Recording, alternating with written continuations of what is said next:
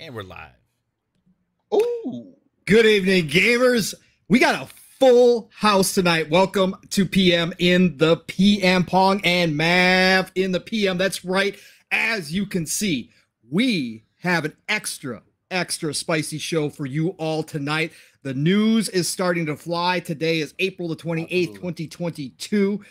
Man, I am excited to get down to business. We got a lot to talk about. We got a lot of big talkers with us this evening, so things are going to be good. I hope all of you in chat are already having a fantastic evening. So let's get down to it. I will get to my co-host after we get to the guests first. So first up, let's start.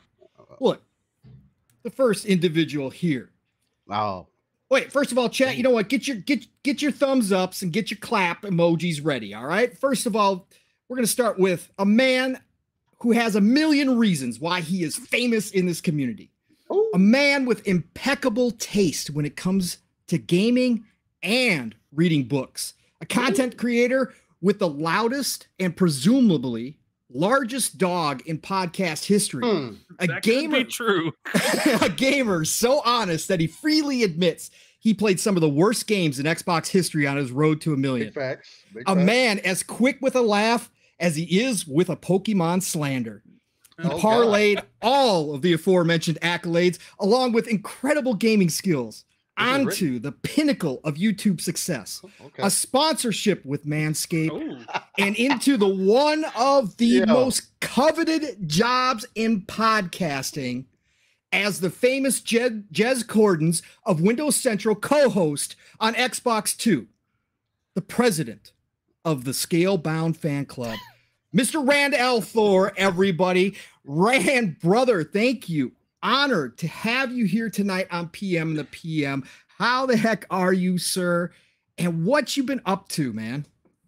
Like, that has to be. I don't know. that might have been eclipsed the Lord Cognito intro. Yeah. Did you have that? Did you have that written out? Tell me you had that scripted. Or was I did have some notes. I did have some notes on that one. Because I had some notes. You hit like every possible. The only thing you didn't hit that I thought you might. Yeah, would be like Wheel of Time or something. Yes, but that's why I included books. Yes, that's why I included books, because I agree with you on the Wheel of Time.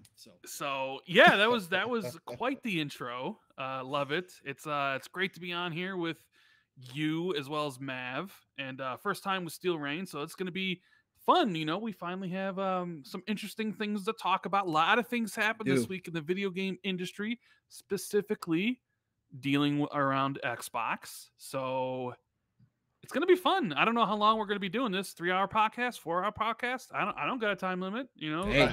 Hey, we'll see what I love to hear. Nobody's waiting, you know, I'm not like Mav. I don't got anybody waiting for me to end the show, you know. It's just me, so we could go forever. And it's nice to see everybody in chat, all the real people out there. The realist. Make sure you guys hit the like button for Pong and Mav. They do a great podcast, and show your support by hitting that like button and subscribing if you're new. Yes. Thank you, sir. Have you been gaming at all, Rand? Yeah, have you know, I beat Elden Ring, which is gonna be my game of the year, unless like God of War Ragnarok is. I agree. I just can't see God of War Ragnarok being that better, or Starfield, but like I loved Elden Ring so much. I love Sifu, which I played right before Elden Ring. I adore that game. But recently, I hopped on some Vampire Blood Hunt. Anybody knows me knows that I lean Battle Royale these days.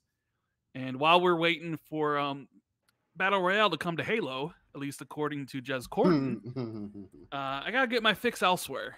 And a new Battle Royale came out on PC and PS5 called Vampire Blood Hunt, and it's free to play, which is odd. It's not on Xbox, because why wouldn't you want a free-to-play game to be everywhere?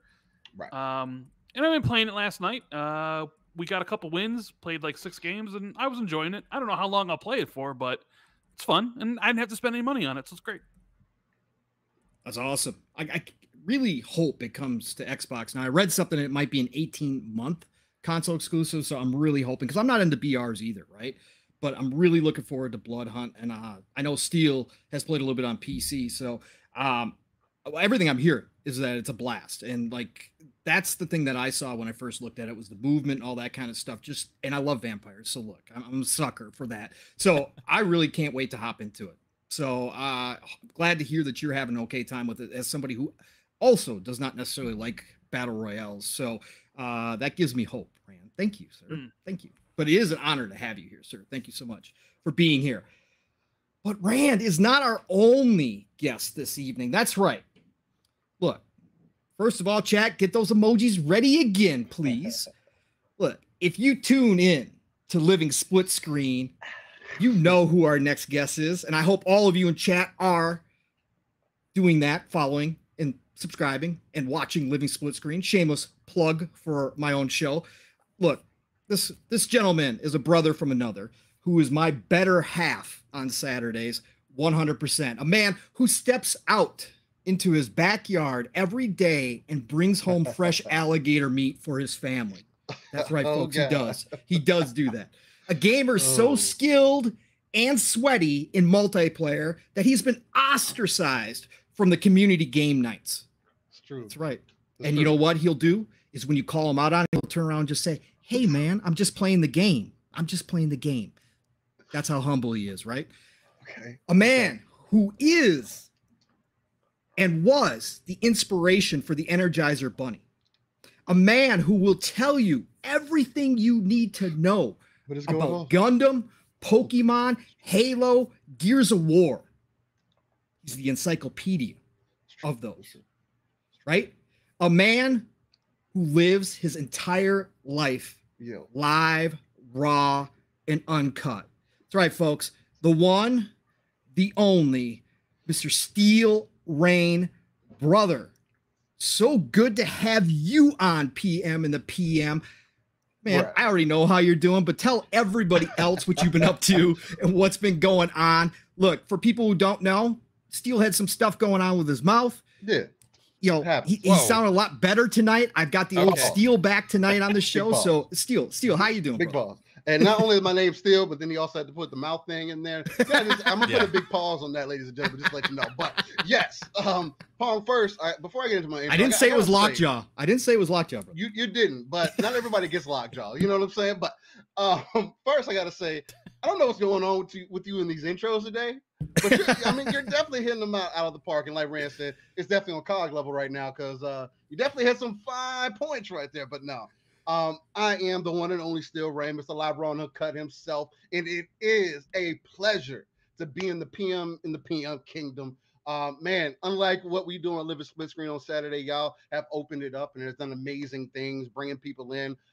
Rand is more than an illustrious guest. Again, me and Pong talk about their show all the time, Xbox 2. One of the biggest motivators for why we stepped into the scene, just because, again, Live Raw and Uncut is bigger than a mantra. It's just being true to you, being true to what you define as your passion and what you're into, and just being honest with the people, man. And you guys really hit that home, and that's what I really value. Again, we talk about real people, a real audience. And yeah, man. So it's a pleasure to be here. Mav, you already know, it's family. Pong, man, it's we go back like 4 flats on the Cadillac at this point. But nah, man, ladies and gentlemen, we got a lot of fun things to get into today. The industry is warming up, man. And again, like I've always stated, whether it's in parties or on podcasts, whatever the case may be, we are in the age of accessibility. Just buckle up, be ready, and get hyped for what's coming, man. But thank you for getting me on. You know, brother. You know it, brother. Look at this. Hey, look, last but not least, we've got the exalted emperor of the fun speculation. The exalted one. Kingdom. Let me get That's right, the exalted. You are now exalted, okay? That's right. You are the man who runs everything behind the scenes, the man who has been gracious enough to give me the lead chair on PM and the PM. My brother from another as well. Fun speculation, aka Mav, who is always getting in trouble with Caitlin in the DMs. Ooh. That's right, folks. Every single day. You guys don't know, but this man is always in trouble. So it's amazing that he can even show up, that he's not already locked away in a freezer somewhere. I don't know how that hasn't happened. But Mav, how the hell are you, brother? What's been going on this week? Hey, I just gotta say, I could tell you put a little bit more effort into Rand and Steele's intros. You than don't mine. get an intro every week. I gave you an intro on our first show. You don't get an intro every week. I gave That'd you the be captain's ridiculous. chair so I could get one of those COG intros every week. I'm just kidding. No, man, dude, absolutely amazing to have not just like these two amazing guests here, but to finally have some awesome stuff happening to talk about. It's like it's crazy time, dude. The next 2 months are going to be bananas. I can't wait. We're gonna have lots of fun. Yeah, I remember how it was last year with our first year, with the whole summer showcase hype building up to it and all this stuff, and it was just so much fun being part of this community during this time. And I expect it to be ramped up again this year. Technically, there's no E3, but we know they're going all out with these showcases this year because they got so much stuff to show. And now that we officially have days that are scheduled for this to happen, we have the hype building with the community. All it took was one announcement saying this is the day and this is what's going down. And now everybody's hyped about it. Everybody's getting back excited for all the news coming this summer. And what better way to kick it off than with our first episode with two guests on PM and the PM. Not only do we have one of our brothers here, half a living split screen, but also I consider him part of the Fun Speculation family. He's just part of the group with us, man. He's always has been from day one. But then also the illustrious Randolph Thor 19, who not only is here today, but he's back making videos today as he premiered his first video in forever. Because he got hyped. I'm excited. I woke up and I saw the news and I'm like, it's been people been asking me when you making videos again, and it's just like a couple weeks ago I got in the mindset of like, okay, I'm ready to do it again, right? Because for a while there I wasn't feeling it. I was burnt out, I guess you could say. I was kind of just, I didn't care. I was just like, none of that stuff, I don't, whatever. And I'm not going to force myself to do anything, right? But I wanted to these past couple of weeks, but I was just waiting for something to kind of like, come back on. And then I did not expect them to announce the showcase this early. I was kind of shocked when I woke up from an email from Xbox. I'm like, well, you got an email? What? I'm like, what? Xbox? What? Excuse me? So yeah, I know you've been trying to get me on this show for a while, and I keep on being like, Thursdays, Yeah, I always hit you up. I always feel bad, like, because like every time me and Jez have to move Xbox 2 to a different day, he's always like, "Can you come on my podcast tonight again?" Xbox I try to take advantage of the Fridays. Just every single time. So we're here. It's gonna be a great show. So it is. It's gonna be a fantastic show. Hey, Rand, I didn't ask you in your intro, but I was going to real quick. How strange was it being the Ed McMahon to obviously Jez's Johnny Carson, right? How odd was it to reverse roles and interview him about the Halo Battle Royale mode? That's a hot topic. I've watched a lot of Xbox 2 and I've never really seen an interview, but how was that? You didn't know that every single week on Xbox 2 it's just an interview of Jez. Is that what it is at this point? I couldn't believe that when I saw Paul Tassi write about it on Forbes. But hey, it's just it's how the game is played. Like I understand that, right. When they write articles about whatever Jez says on the show, it's Jez Corden's podcast, Xbox 2 or whatever, and I'm just an afterthought. I'm usually not even ever mentioned, which is fine because then if it's wrong, I don't get in trouble. Right, it's not my problem. So.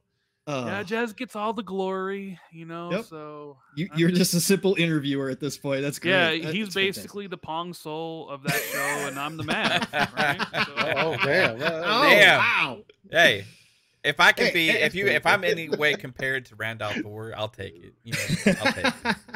Hey, and Mav, wait, I'm not done yet either. Mav, okay. I gotta ask you, brother, as the newly minted insider of the community, as somebody who weeks ago was talking about how he was smelling big news coming, right? And it seemed like the Shadowrun trilogy coming to Xbox really didn't count for a lot of people as big news, even though it was huge news to me and you. How does it feel this week to be vindicated? that something actually stuck to the wall, and now you can say, "See, I told you so." Yeah, How because does it feel? no, insider no, but I have a knack for knowing when these things are gonna happen. Right? It was time. It was time. You know, all you have to do is kind of go out there and kind of get that energy and get that feeling of like something's building up. You know, and I could sense it last week before. I think this started like last Monday or Tuesday or no, last Sunday is when it started. That tweet, I did not expect it to go crazy like that. However, you know, it's random that stuff happens, right? But it kind of built into, you know, since that's happened, right? We got like several new Game Pass games announced. We got the NPD reports coming out of like Xbox is like the best selling Xbox in history. Also has gained market share back, and it was the leading revenue generator for consoles over the last quarter. Not only that, now we got the huge showcase reveal, right? Like all within a week. So but not only that though. Not only that, Mav. Yeah. You got Pong's favorite discussion point, acquisitions. Oh, A big publisher apparently out there is on the market, you know? Yeah, with Ubisoft. So, Ubisoft. Yeah. We know Mav loves to talk about what was Speculation Town? Going to Speculation Town? Yeah, we like to speculate a little bit. It's all fun. It is fun. Some people are sick and tired of it already, but don't care. We're going to continue to do it. You know, they were sick and tired of it before the Activision Blizzard announcement was made. Oh, I know. Well, you know, you're not supposed to have fun. So, I mean, you guys are just missing the first point. That's true. That's true. We have to be realist. We have to keep our expectations in check. And we're not allowed to pom-pom either. This should be just this should be like the most obscene thing that you could think of doing and talking about. It should just be like, this is like sewer water type stuff, right? I mean, it's crazy. Who would think that, you know, companies would be going out there spending $70 billion on acquisitions in the time where gaming is becoming the most popular and invested in form of media out there. I don't know if you guys saw though. Yeah. Bloomberg came out today and was like, that's not going through. The Activision deal ain't happening. The stock market told me so. Wasn't an article from Josan Cryer, something like that? Is that his name? Your best buddy, you should know his name. Come on, man. Come on. I think am I the only one here that's not blocked? Rand, are you blocked? I'm not blocked from him. You're not blocked either? Okay. Rand's too important to get blocked. I mean, important. Well, you do know that he was blocking people after they liked Hoag's tweet about it as well. That's how far he went today. So, but anyways, Rand, let's talk about that a little bit. Since you brought that up, Rand, let's go there for a little bit. So, for anybody who doesn't know, there's a couple kind of movements on the Activision Blizzard front today. So we started off the morning, like Rand said, with a report from Bloomberg claiming that the stock price, which I currently believe is at like $72, I want to say $75, whatever it is, before the other news happened today, was an indication that Wall Street was betting against the Activision Blizzard deal with Xbox going through. For anybody who's kind of followed this along, you probably have a good realization that that's not the case, that this again was a clickbait article to get people over to Bloomberg, because that's not what's happening here in any way, shape, or form. And good old Hoag Law, friend of this community who does amazing work, who is actual mergers and acquisition attorney. Yeah. So he kind of knows his stuff. He came out and said this is no indication that Wall Street believes the deal will fail. Microsoft, Activision, Blizzard is trending at 70-30 from the market, with a year plus of time value of money discounts, and in an inflationary environment also incorporated. So he says complete unmitigated bullshit. And he quote tweeted the Bloomberg article. Okay. So we've got this happening today. Now, Rand, you brought it up, sir. So I'll give you first shot at this. When you saw this news, and again, I know you and Jez have obviously talked about this, through and through when it comes to the Activision Blizzard deal. It's something that we're going to be doing till God knows when, whenever this thing finally happens or doesn't happen. And then we go to the court battle, which will be a whole nother situation. But for you, when you looked at the Bloomberg kind of post an article, did you read it as clickbait, or did you go, maybe things aren't looking as good, or are you still on the train that this is not 100% by any stretch of the imagination, but a better chance than not of going through? What do you think, Rand? I mean, I didn't read the article because whatever. I Right. already kind of knew the position on it, and I will tend to, Hoglaw is a mergers and acquisitions lawyer, so I will listen to what he has to say over what some author writer on Bloomberg has to say. I think the deal will pass. The question of whether or not it passes without certain Concessions is to be debated. Like, I don't know if they're gonna have to do certain things, like, oh well, you're gonna have to put Call of Duty on because you're gonna have to put them on PlayStation Plus or whatever like that, right? Like, there could be a bunch of different concessions. Like, I've heard Pactor say that they might even be like, oh well, you're gonna have to put Bethesda games on PlayStation. Like, they'll go back and look at the Bethesda deal and be like, you need to go do this and stuff. And I think that's a little bit crazy, but yeah, I think when the government or the FTC actually takes a look at it, like, there's really no grounds to basically shut it down based on monopoly standards of like what they're supposed to look at, right? And you have a bunch of politicians tweeting up a storm because it's midterms and they need to get support and they got bills they need to push. So it's just all part of the game. This is all just part of the game. Microsoft has their lobbyists inside Washington, and Microsoft is like considered the good guy in Washington. So I'm not really concerned about the deal being blocked by any government body.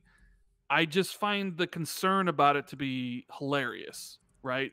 And I understand, like, oh, like Wall Street doesn't know, because like if you thought the deal would go through, Microsoft is paying $95 a share. It's at 74. Right. Put your money where your mouth is. Go buy a bunch of shares of it, because you'll be making money, because it's at 74 right now and it's going to sell at 95. But I mean, but the thing is, it's like, it's not like it's going to be approved next week. There's plenty of time for people to wait and determine whether or not it's a good value for them, right? I think that the deal will, because I don't know, I've been talking to people, and there are people out there that have been like, oh well, it'll get approved this year, like September and October. I don't think so. I think it approves March of next year, early, like first quarter. I really don't think it's going to get approved this year. I could be wrong, and it would be interesting if it did get approved this year before Call of Duty came out. Even though I doubt that would actually let it be in Game Pass day one, even if it did. But yeah, it was interesting to see the shareholders approve it. Right, that was the next part of it. Yeah, 98% of the shareholders did approve. They had their vote today. But Pong, I could have sworn I saw articles written that they weren't going to approve it because that one group that had less than 1% of the stock was saying no. There was also that lawsuit that was thrown out as well. Look, we all know that Twitter is full of experts on whatever is being discussed. It doesn't matter what the topic is. Everybody's an attorney. Everybody's an investor. Everybody is a president of a company. So again, Rand, that information was out there. It was just their honest opinion, right? It was just their honest opinion. They knew, right? So that was huge to see the 98% vote go through, which, again, anybody who has been watching this stuff expected that to happen. Again, when you look at this deal, and you see where Activision dropped to because of all the internal issues with HR and all that stuff going on, and where their market price dropped down to, with Microsoft coming in and making an actual real attempt at acquisition and offering a fair deal. Now, is it at the peak of Activision Blizzard? I think the peak of Activision Blizzard was like $110 a share, somewhere around that neighborhood. So are they paying the peak? No, of course not. But they're coming in with a great offer that, as investors go, they're going to make huge amounts of money. They don't care. They want this deal to go through. They understand what will happen if this deal fails, right? And that's 100%. The whole thing. Steel, when you looked at this, and we were in the DMs a little bit today, what'd you think, brother? Just par for the course when it comes to, look, this is a big deal.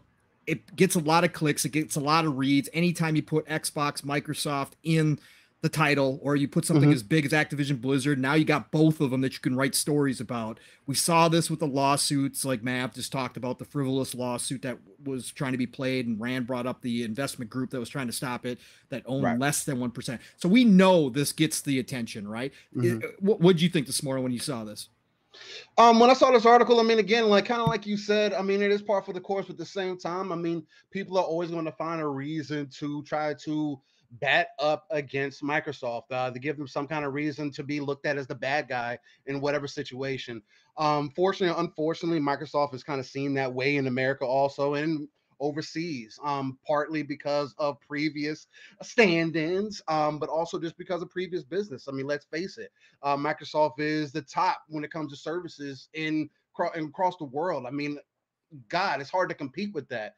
But when you're coming to the gaming space, and that's what bothers me the most, is because, again, if it were Sony in the same conversation, and I know it's people always say, oh, you can't compare the two, but you have to, because they're direct competitors with each other, whether they want to tell you they are, whether people want to say, oh, they're doing things differently. They're direct competition with each other, and they're the only two that are really going to push each other one way or the other.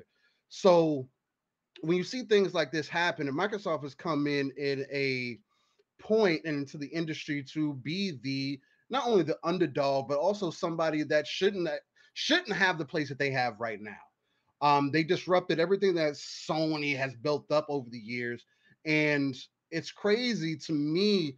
My point with that is that the word of mouth and the seemingly the way that the conversation has gone since 2017, especially when we're speaking on Xbox, people are afraid of what the potential is from Microsoft now that they know that everything is one main kind of avenue, right? You're looking down the street, you see all these different buildings coming up and everything, and that there was their construction that was down the road, but it's really close to being finished now. And this is, again, whether you talk about anything on that aspect of it, Xbox and Microsoft have seemingly put gaming in a position to where it has to be looked at differently. Xbox is looked at differently. So in turn, when you make a $70 billion deal, it only makes sense that the entirety of while this deal is happening, that people are going to scrutinize, say things, talk out of the side of their neck, not wanting to go through, say it's anti-competitive. I mean, I pulled a statement right here from PC Gamer. Industry consolidation, weakened competition have denied Americans of an open economy with workers, farmers, small businesses, and consumers. And they were speaking on this Activision Blizzard deal. And Microsoft is in number 30 place, right? Correct. It just shows me that, again, when Microsoft takes something seriously, people look at it differently. And I think that's the change of mind that's happening right now. That, oh, well, Microsoft was Windows. That's cool and all. They computers, whatever. That's they'll stay over there. But as soon as that transition happened and there was this threat, seemingly, even though it's not a threat, it has done nothing but grow our industry and make it better than it could have ever possibly have imagined, right? If Sony was the only one running this with Nintendo, Sony still wouldn't be competing with Nintendo, period, and gaming would be far more niche than it is right now. But because of competition, it has grown it exponentially. And again, with Microsoft always having that, unfortunately, Microsoft is always going to have that thing working against it. Again, you have Bill Gates that's associated with it. So anything that he does throughout the world is always going to have that Microsoft kind of stink to it. It's going to go back to him somehow, even though he's not directly related with all that anymore. There's new people in the power, other people are handling those things now. Again, for me, it's funny to me seeing these kind of things happen. And then you see hours later, oh, hey, shareholder said we're good, 98%. It's going through. Now it's just up to the rest of the path. And again, I do have to agree with Rand. I know a lot of people are saying that we're thinking that it could possibly get done this year. I am seeing an early spring. I may be like a January, February personally, just because it kind of makes sense. Start off the year when I start out with some heavy news. If they are able to close it this year and they're able to get Modern Warfare into it, man, we're talking about a completely different conversation because there's a lot of hype building off of that. But just to stay on topic with it, it just shows the direction that we're going, and that Microsoft is a serious force, man. And it should be taken that way. Even though they're number 3. So yeah, no, he makes some really good points there. And Mav, kind of piggybacking off of Steel there, do you think that the unfair spotlight is real, and that a lot of this stuff that we're seeing is getting blown up because it is Microsoft, because it is Activision Blizzard, and it's the size of the deal? Or do you think some of it is just because, you know, we don't have a lot of, up until this week, we really had a slow period of time, so people are just digging for information? Do you think either one of those are true? Combination of both? What do you think, man? I think change is difficult for people. And I think as much as it's about Microsoft, for me personally, it's about the model, right, that Xbox has gone with. And I've seen a lot of people have the conversation. They're afraid of, like, you know, the free-to-play is taking over console gaming, you know, subscription service is taking over gaming, and what does that do to their games? And, you know, and some of it can have some valid, you know, conversations, right, about that. But then there's a lot of it that's not valid. And all you have to do is look at the example that's being set right now, and it's a good example. So you can look at doom and gloom scenarios all you want, but if that's not par for the course currently, then there's no reason to accept that that's what the final destination is going to be, right? Can only go by what we're seeing. And what we're seeing is a bigger investment in all forms of games from Microsoft, right? So we're seeing investment in studios and acquisitions of studios. We're seeing growing these studios. We're seeing more investment in new IP, investment in revitalizing old IP. We're seeing lots of different models within these games. The only thing that remains true throughout all of the first party portfolio for them is Game Pass, right? And I think part of the conversation is the fear of unable to be able to compete with their favorite brands, right? Because if you know that you have such a dominant force with Microsoft that has all of this investment, that has all these things, and you can put all of this in a service that's $14.99 a month, and you have your thing that you love, right? And you know that, okay, it's kind of been staying true to the old model, and you're like thinking, like, well, what's going to happen to it? Because they're not going to be able to compete in a few years. They just can't. They can't afford it. Like, I think it's a fear of the change of what the model is. Now, can these companies afford to do something about it? Yes, they can, and they're trying to take steps, but they're kind of tiptoeing around it, right? So we're seeing the whole industry change, and Microsoft is forcing that change. Now, they got back to a wall. That's why they did it, right? They could have crumbled. They could have backed away, but instead they came roaring back like crazy to the point where now, you know, it's looking like between now and the end of the year, who knows what's going to happen, because availability is key, right? So they got all the availability, they got the services, and they got the games. And once this showcase happens, what are people going to be able to use anymore, right? To show that it's not good, you know? Because if it's succeeding for Xbox, it's working for the audience, and it's working for the gamers, it's working for the devs, then who does it not work for? Sony, right? Does it not work for Amazon or Google because they can't compete 100% toe-to-toe? Well, that shouldn't be the consumer's concern. They should be hoping that they do step up and start competing there. But just like everybody thought last generation, Xbox should have stepped up and started competing more with Sony, right? There's no reason to think that it has to be one or the other. We can all enjoy things, you know? And I think Microsoft is setting a good example. And this is why people need to ask more from these other services when they get these like disappointing news about some of the stuff that they're doing on other platforms. It's like, why don't we ask for better from them instead of criticize the good things that Xbox is doing? Right? So Xbox does like 20 good things, and every single time they announce something, it's like a shadow gets cast or try and put it in a negative light from like all these journalists and all of these other people that have podcasts and stuff, and they try and cast this negative, disingenuous light because it doesn't fit their self-interest, right? it doesn't fit whatever. And the it drives agenda that- attention. It And draws a drives- lot of attention. Look at today. Just look at today. We got 3 main huge things today. Mhm. You had started off with Jason Schreier's dumbass thing, right? Careful. Okay. He might block you if he hears you. I don't He's give already a shit. he's already blocked. Is it All right, his I- profile? we you gonna already start blocked? off- You got the block already? Yeah. Oh. With Schreier's dumbass thing, right? And now he knows a lot of stuff. Don't you think he probably knew that today they may have been potentially going to be announcing this June the 12th thing, right? He knows everything else is going on.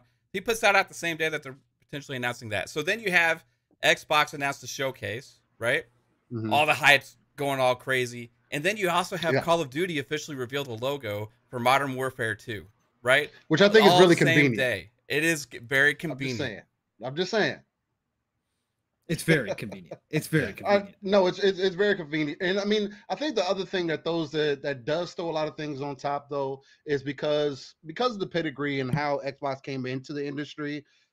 I mean, I guess depending on who you talk to, and even I believe this in some aspects, depending on what games you're talking about, the quality side of things has lacked, and I think that's the other reason why they put so much attention on everything else is because at the end of the day, I mean, again, that's still going to be subjective across the board. But when you look at it from the industry perspective and everything, it's like, oh, well, you got all this stuff now, but we still don't think that you're going to be able to even maintain any of that. So now what? Oh, you're going to get Activision now. I mean, you couldn't get Halo together. So what's that supposed to do for us? Yeah. So it just, I think that's what all the other side of that conversation is too. While there's extra things that get kind of thrown on top of, again, I mean, you're going to pound the dog to try to get as much of a advantage as possible, right? Yeah, to that point though, we had Xbox was the #1 publisher for ratings and games last year too. Yeah. I mean, Right? So 100%. even those narratives, right, always get put forward, but it's a subjective opinion just about the specific types of games that people like. Right? It's word of mouth, yeah, though. yeah. Brand loyalty. That's the Mhm. other thing that goes into that, and why you get those jaded conversations, though. So, That's Rand, not do you think this is leftovers from last gen? Do you think this is just kind of the last of everybody kind of getting the Xbox dirt out of the way as they kind of come to grips that now Microsoft is behind all of this and they are 100% committed to Xbox and this is a new about people not wanting the deal to go through? Right. I think there is legit people out there that are concerned about industry consolidation, True. and that they see this as, if this went through, they see this as like a big negative for that, because like Microsoft picking up Bethesda, okay, you whatever, it sucks, but what are you gonna do? But then now you're talking about Activision Blizzard, and one of the biggest publishers there is, and now you get them, especially with how Embracer's going around buying everybody and Sony dipping into their money. Like, I think it scares people that the video game industry could, in essence, like 10, 15 years from now, be owned by 5 companies, right? Yeah. And I think some people truly feel like that is a future that is bleak and they don't want to happen. So they're hoping with their fingers crossed that the EU or the FTC or what other countries have to vote on this, that they see this as the beginning of a monopoly or the beginning of something bad. So they're going to nip it in the bud now, which, I think Jason Schreier is one of those guys, because I think he even talked, like, I think he even didn't like the Bethesda deal. I didn't even, because people were crying about industry consolidation there too. So, I mean, people were crying about Bungie. So I think there's just a group of people that don't want it to happen because they want all the publishers to remain independent, and they don't want basically any of them to be owned by any of the console manufacturers. But I mean, you got Ubisoft now putting themselves up for sale, supposedly, right? Right now, and the people money, they could sell to, Rand, it doesn't seem like the best options either, right? Well, it's because I don't think Sony and Microsoft are interested in it, so I'm just saying, like, right now you have this growing market, right? They always talk about how video games are bigger than movies, bigger than TV, right? Bigger than sports. And I think a lot of a lot of people, a lot of companies out there are seeing like this is a growth segment, especially now with technology coming to the forefront with cloud gaming, that before we could only reach so many people. But the possibility is in 20 years from now, we could reach billions of people. And whoever's there first, or whoever does it best, is going to be on the cusp of raking in so much money. Right. But because of the way games are made now and the demands that people have with how their games look, right? Games take longer than ever to make, and they cost more than ever to make. And if your game doesn't hit, whereas before in the past, okay, your game bombed, but that's covered by another game you might be making. Now that one bomb may screw over your entire company. Right. So now you got a lot of people looking for investment because this one mistake can screw everything over. And you have Sony and Microsoft really looking to amp up their own services, their own content war. Microsoft with Game Pass, and I think Sony's trying to like match that to a certain degree, right? They can't let Xbox get too far ahead, so they're like they have to do what's good for them. So there's people out there that like, I don't want that future, like, but for everybody else, it's just like, listen, Xbox buying Activision Blizzard to me were really good things because I saw Blizzard as a company who specialized in, or Bethesda as a company that specialized in single player experiences. But because the industry shifted away and went more towards games as a service, they tried pivoting as well. You know, with Fallout 76 and Wolfenstein Youngblood, right? They started to try to pivot, and they couldn't do it. The games just didn't have the experience. And to kind of continue to make the games they're known for, it was kind of just like they had to get, bought by Xbox. So I viewed it as a good thing. Like, okay, they're going to be able to make the games that they've always made. You don't need to worry about the live service stuff. And with Activision Blizzard, I mean, we've talked about this, like, that place was a dumpster fire, right? Bobby Kotick is an asshole, right? It was basically horrible to work there if you're a woman, right, or a minority, right? You saw the lawsuits and everything. The stock prices are tumbling. So, like, I viewed them buying Activision as a good thing because Microsoft's going to come in there.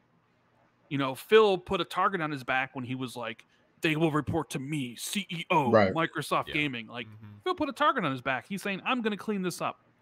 Right? And there's been, Blizzard has not been great for a long time.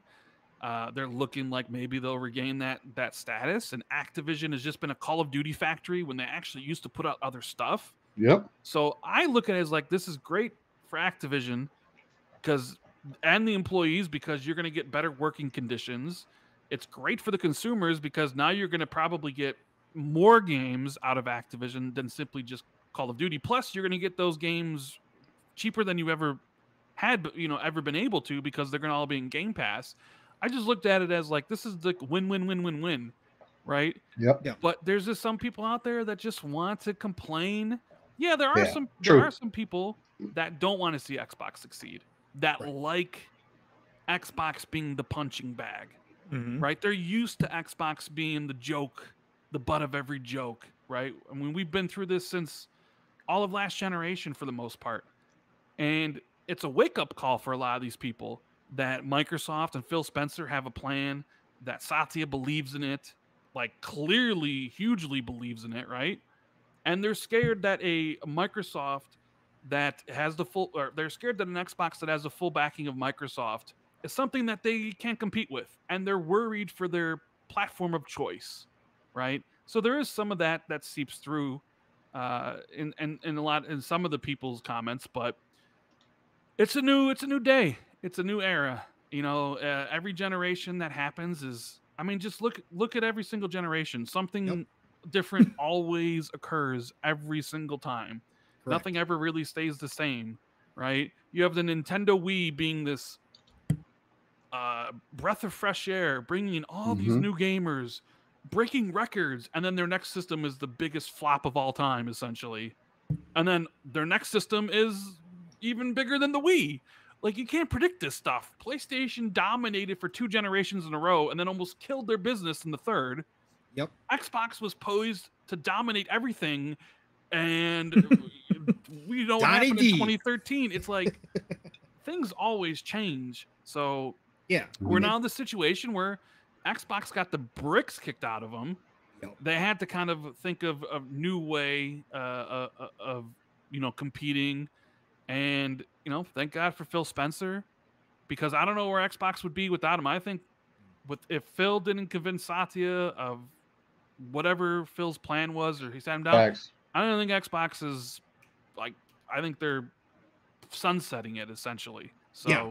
Or a third-party publisher or something crazy like that, right? So, no, to kind of add to you too, Rand, as far as what you were saying, like there is, Steele and I talked about this a couple weeks ago, 3 weeks ago on Living Split Screen, because Jack Tretton came out with an interview, because now he's got a group of investors that are trying to help out the smaller studios get started and go public, right? Because that's such a big undertaking for the smaller studios these days. But like you said, everybody right now is looking for security.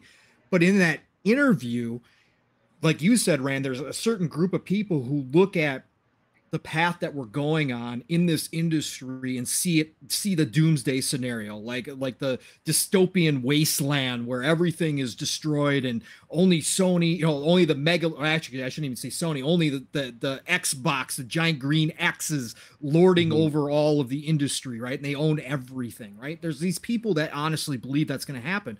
But then there's people like Jack Tretton who pour cold water over that. Again, this is a guy who has huge history in this industry, obviously knows well what can happen and what may happen down the road, and he sees this, much like we do, as just a sign of the health of this industry, that an Activision Blizzard deal is great for the industry, because what that does is not only save Activision Blizzard, probably save hundreds, if not thousands, of developer jobs at the same time, get them into a secure place. But that hole created by Activision Blizzard is going to be filled up by a bunch of new devs, not one big dev, by a bunch of new devs trying to get into this industry.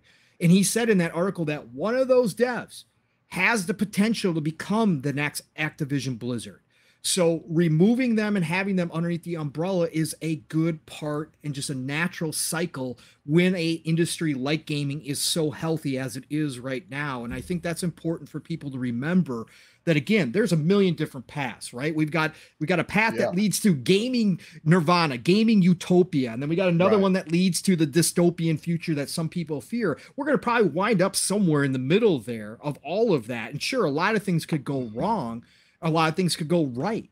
But I think it's always important to look at the potential of what's happening versus, oh no, this is the end of everything we know, all this change at one time. Look, as you said, Rand, without Phil and without where Microsoft was at that time, they had to change their entire business model. Without them having to be in that spot, as much as we can go back and say, geez, we really wish 2013 didn't happen. But like you said, with every generation, this kind of does happen. But this time, it created a whole new business model for this industry, which seemingly right now is kind of breaking new ground towards a different future than we had before. I think it was inevitable with the movement with digital and all that kind of stuff happening, that somebody out there was going to come up with a subscription service that worked for video games. But this time around, because Microsoft and the position they were in, they had to. And they did it, right? And they probably had it in the works for a while. But then all the other planning that they also went along with that has pushed this industry forward, not just with Game Pass, but with cloud gaming and all the rest of it that's going to probably wind up being one of the main forms of gaming, whether it's 10 years, 15, 20 years down the road. That all leads to that innovation. So I think this is just all a big part of the industry. And I think we're doing all right. And I think people need to stop dooming and glooming everything that Microsoft does right now, just because they are doing things differently. And I think that is a big part of what happens around here. People don't have a lot of vision, or they don't want to look that far out. They have a hard time doing that. There's only so long to be able to ignore it, though, right? Like, yeah, exactly. Because it comes true, right, Mav? It comes true. Eventually, all that stuff's going to start. And then that's the new normal, right? once the new normal is there in effect, it's no longer a conversation. It's like, oh, okay, well, this is just what we're doing now, and it's not like a thing. You know, right now people are making it a thing. In the future, the technology always has kind of dictated where the future of this stuff goes, right? And as the tech has gotten better, there's no stopping that, right? Like with cloud streaming, all this stuff. So it's going to dictate where the industry's headed, and because it's now a feasible option to have these services, that's Microsoft got in the forefront on it because they were able to before anybody else, right? So it's not a doom and gloom scenario. They just got a head start, you know. It's got probably about all said and done, once really Sony gets enveloped into the same model, which I think they eventually will, just probably like a good 7-year head start, you know, on it.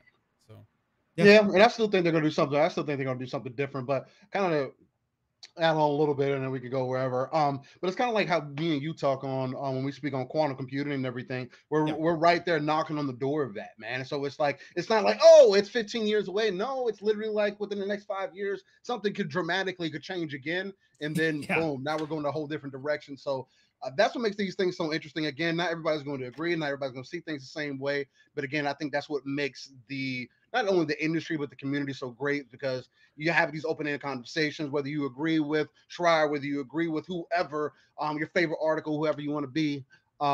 There's always just something, a different angle to take it and kind of explore from there. So I agree wholeheartedly. Hey, we killed that. Mav, we got a lot of fantastic people in chat, like a crazy amount.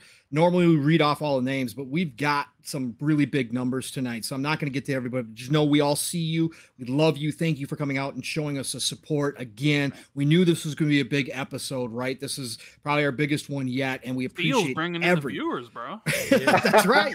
This is what happens, right? Keep it live on Uncut, you know, those numbers. Yeah, word got around, and everybody's like, God, I gotta go see that big, sexy, bald man. That's what I got to go do right there. So, hey, listen. Big, sexy Rand. No, we're just all having good conversation. Everybody knows that all four of us here love to talk and we have a good time. So that, again, just love you all, nothing but respect. Mav, you want to grab the super chats while we got a chance before we move on? Yeah, let's get to it.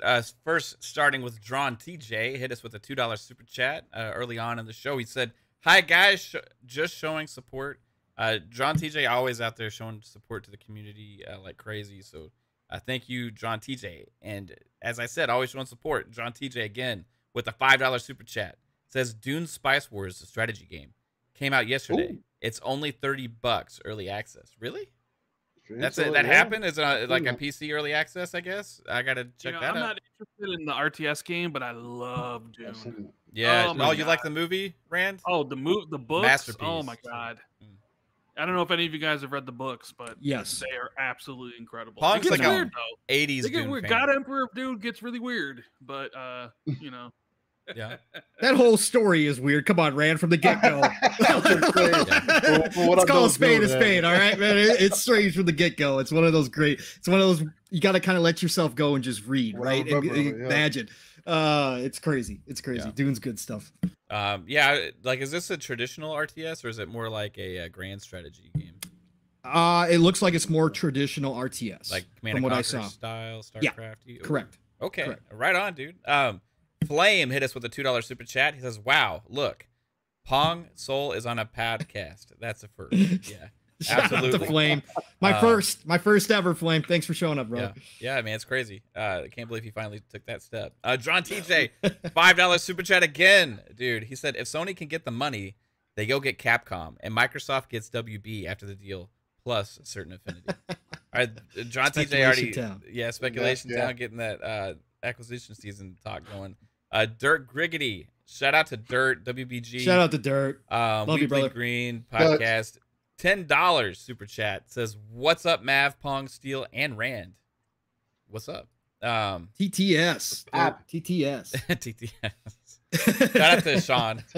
Pixelbit G with a $5 super chat. Shout out to Pixelbit G. Says, "Let's not forget, Activision came from Atari. EA became EA through acquisitions. We've seen the industry contract and expand. Same will happen now." Yeah. A lot of the acquisitions that Xbox has made also came from Interplay. You know, if you really want to look, I mean, it's just, you want to look at it.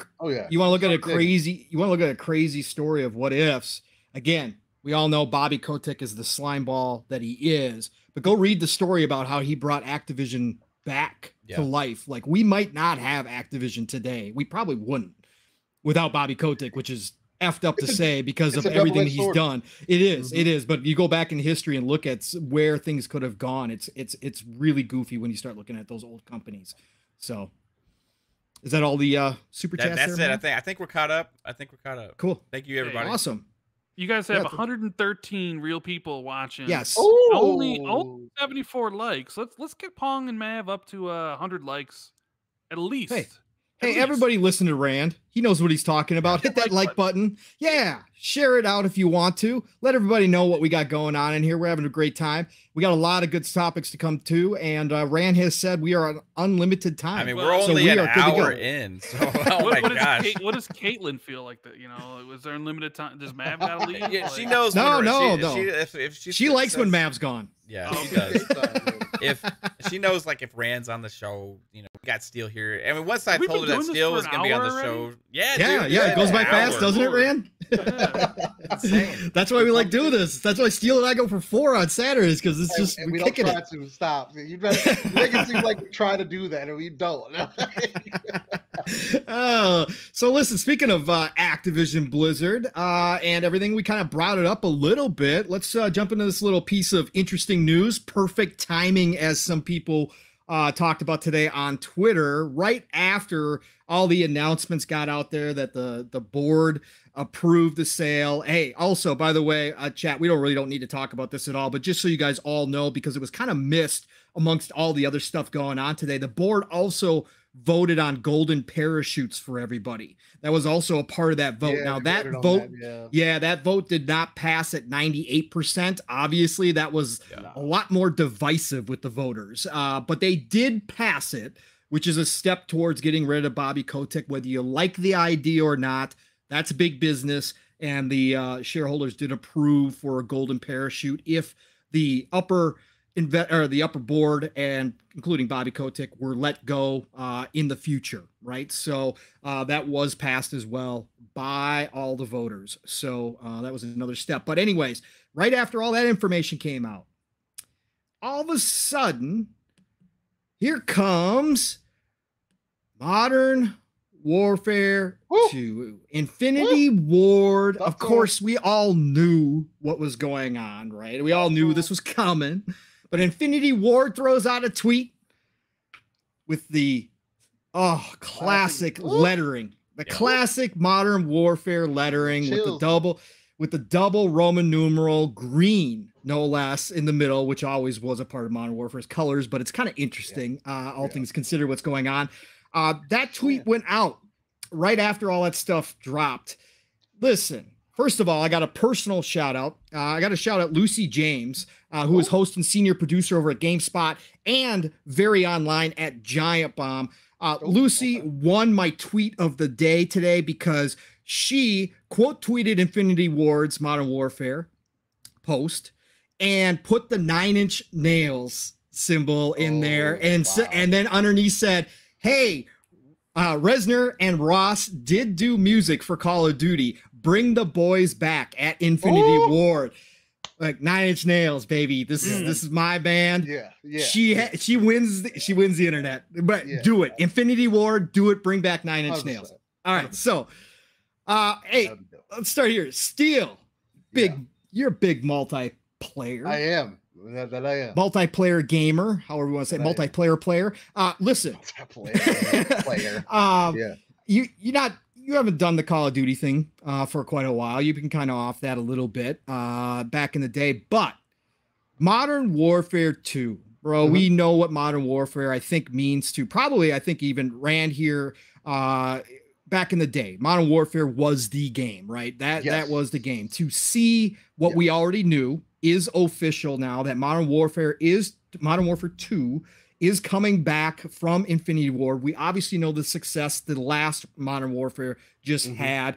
I mean, again, it still continues to be played today. I mean, it's ridiculous. It's been beaten Cold War at times for players. Bro, how did this make you feel today to see that lettering, baby? That logo? That logo. Just what did it get you chills? Me, it definitely gave me chills, man, because again, you automatically get drawn all the way back to those times when, you know, sweat lobbies and people just mad and yelling every time that you give them the body, and they're just crying and calling you N-words and everything else. And it was the peak of the gaming community, man. Like, no, but the underground tag on Xbox Live, the good old days with all the racism in the lobbies. Yeah. Yes. No. Wild West. To be honest, to be real, Modern Warfare 2 really it changed the industry as far as first-person shooters go, man. Modern Warfare 2 was one of those that made you look at Halo a little bit differently too, right? I mean, of course, Call of Duty today wouldn't be what it is without Halo, but then like when you see that transition from 4 to Modern Warfare 2, and like the way that it just set the world ablaze, there's nothing to compare to it. So anytime that I see that logo or I see any semblance of it, it automatically gets those juices going for me. Now, I can be 100% honest. I've completely fallen off the Call of Duty train, but that is more so because I've been playing Call of Duty since 4, multiplayer, online, getting to it. So it's like after so much, I want to say about probably after Ghost, I started really noticing myself like, I don't know if I like this the way that I used to.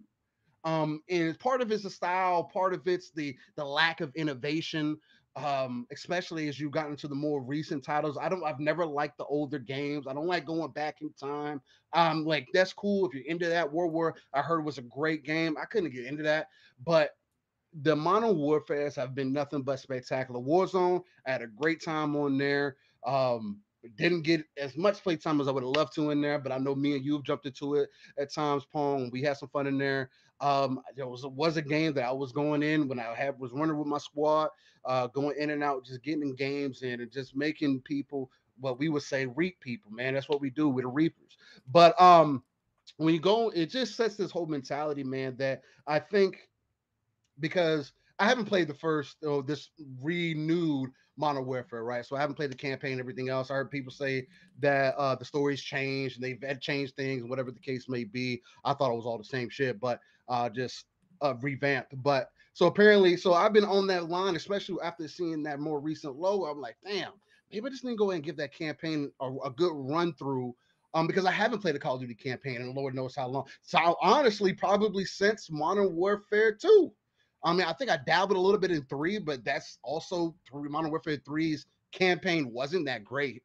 And honestly, you were there for the Modern Warfare title. You were there to play multiplayer. So, and then Black Ops and everything else. Black Ops is great for sure. But so around that time is the last time I dabbled. So to see them carrying it over, it's just, there's so much that could ride on this, man.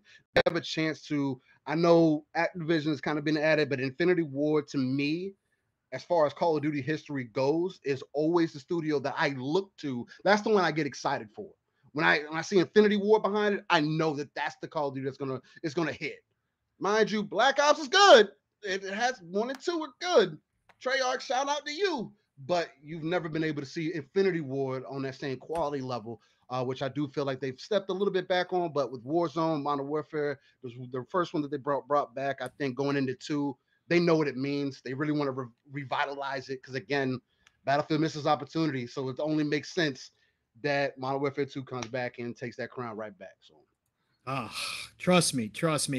I can't wait, actually. Even though, Steel, told the story on Living Split Screen, I swore off Call of Duty until they fixed all their nonsense because I tried to install Modern Warfare from a disc. That's Warzone. I know, but it's the disc version has got so many issues and they have yet to fix it. I just saw somebody else on Twitter last week doing the same thing, bought Modern Warfare on disc and it won't play. It won't install and there is no fix. Trust me, I tried for over 4 hours. It does not work. I'm so mad at that game.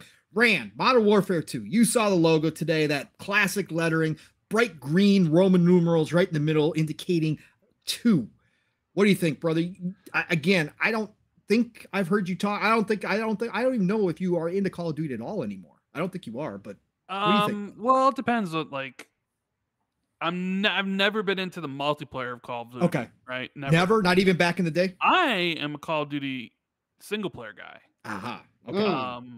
So Call of Duty 2019 campaign was phenomenal. Okay. It's Absolutely the best it's been since I would think like Infinite Warfare. Like Infinite Warfare was pretty damn awesome, but so I'm really interested in seeing how they sort of remake Modern Warfare 2. It is, some of it's a little bit changed, but I couldn't recommend that campaign enough. Now, however, we talked about before, I am a battle royale guy. Yep. And there are reports that there's a brand new Warzone coming with this, or launching either right with it or after it. Now that I'm looking forward to. So yeah, I really like the logo. I think it pops. It's just interesting that like they just put out a logo like that and the internet goes crazy. And to even think, know what it means. This time next year, when they maybe announce the next Call of Duty or 2 years from now, that's an Xbox game. Correct. Yeah. Even if it might be on PlayStation, which probably will be. Who cares? The fact that it would be an Xbox game, that's kind of just crazy, isn't it? Yeah, it is crazy. And it's even crazier that, again, the internet did explode when they put up that logo today, even after the debacle of Vanguard, right? They had numbers and they showed how much they've dropped. Now, it's still the number one selling game. Again, Call of Duty's Call of Duty. It's always going to sell. But all things considered, they just came out in their earnings report and talked about hey, it's down. It's down quite a bit this year over previous years. So to see that energy come from the community just from a logo again shows you the power of Call of Duty. Call of Duty's, so ever since 2019 brought the resurgence, right? Yeah. People loved 2019. They added Warzone. That added a whole different kind of consumer to it, right? Free to play and everything. And then Black Ops Cold War is all right, right? But people really didn't like Vanguard. And you mentioned that their recent financial earnings report, they went from 150 monthly active users to 100 million.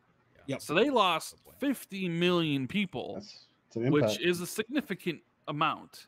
And it's probably most likely due to the reception of Vanguard. People just didn't. Here's the thing.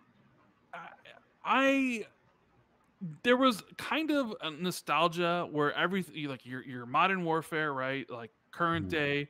And then like you kind of keep on pushing the futuristic stuff. So Advanced Warfare, Infinite Warfare. And people push back to that, like push back against it. And then they're like, we'll take it back. We'll go back to World War II with the nostalgia kick. And people are like, yeah, that's cool, right? So they go back to World War II. It's a big success. Battlefield goes back to Battlefield 1. Big success. But then I don't think they realized that people would get sick of World War II or the older wars that quickly, because people didn't care for Battlefield 5 among a lot of other reasons.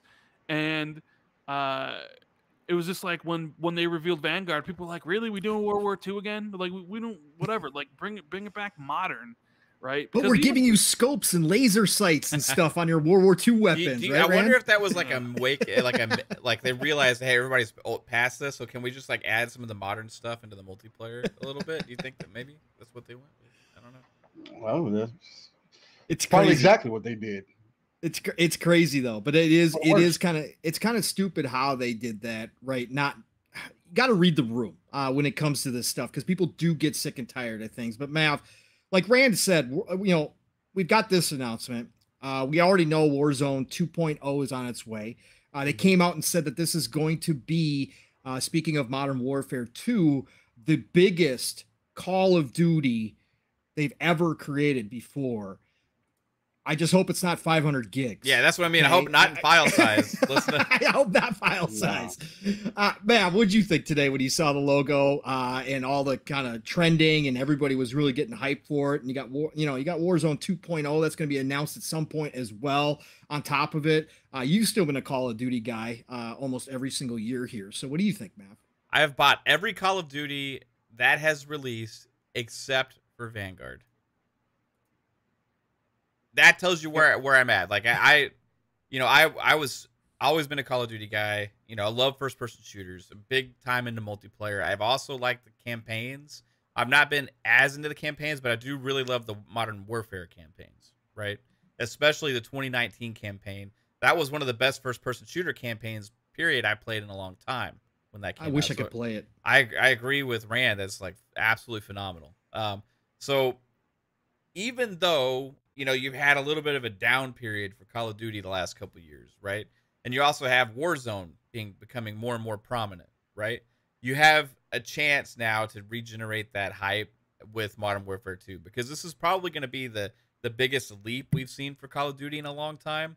2019's to me is a bigger leap even than some of the last two games we got. Really, if you want to go and look at like what we got with the campaign and then the multiplayer, it kind of almost felt like a half step back in some ways with the last two games, right?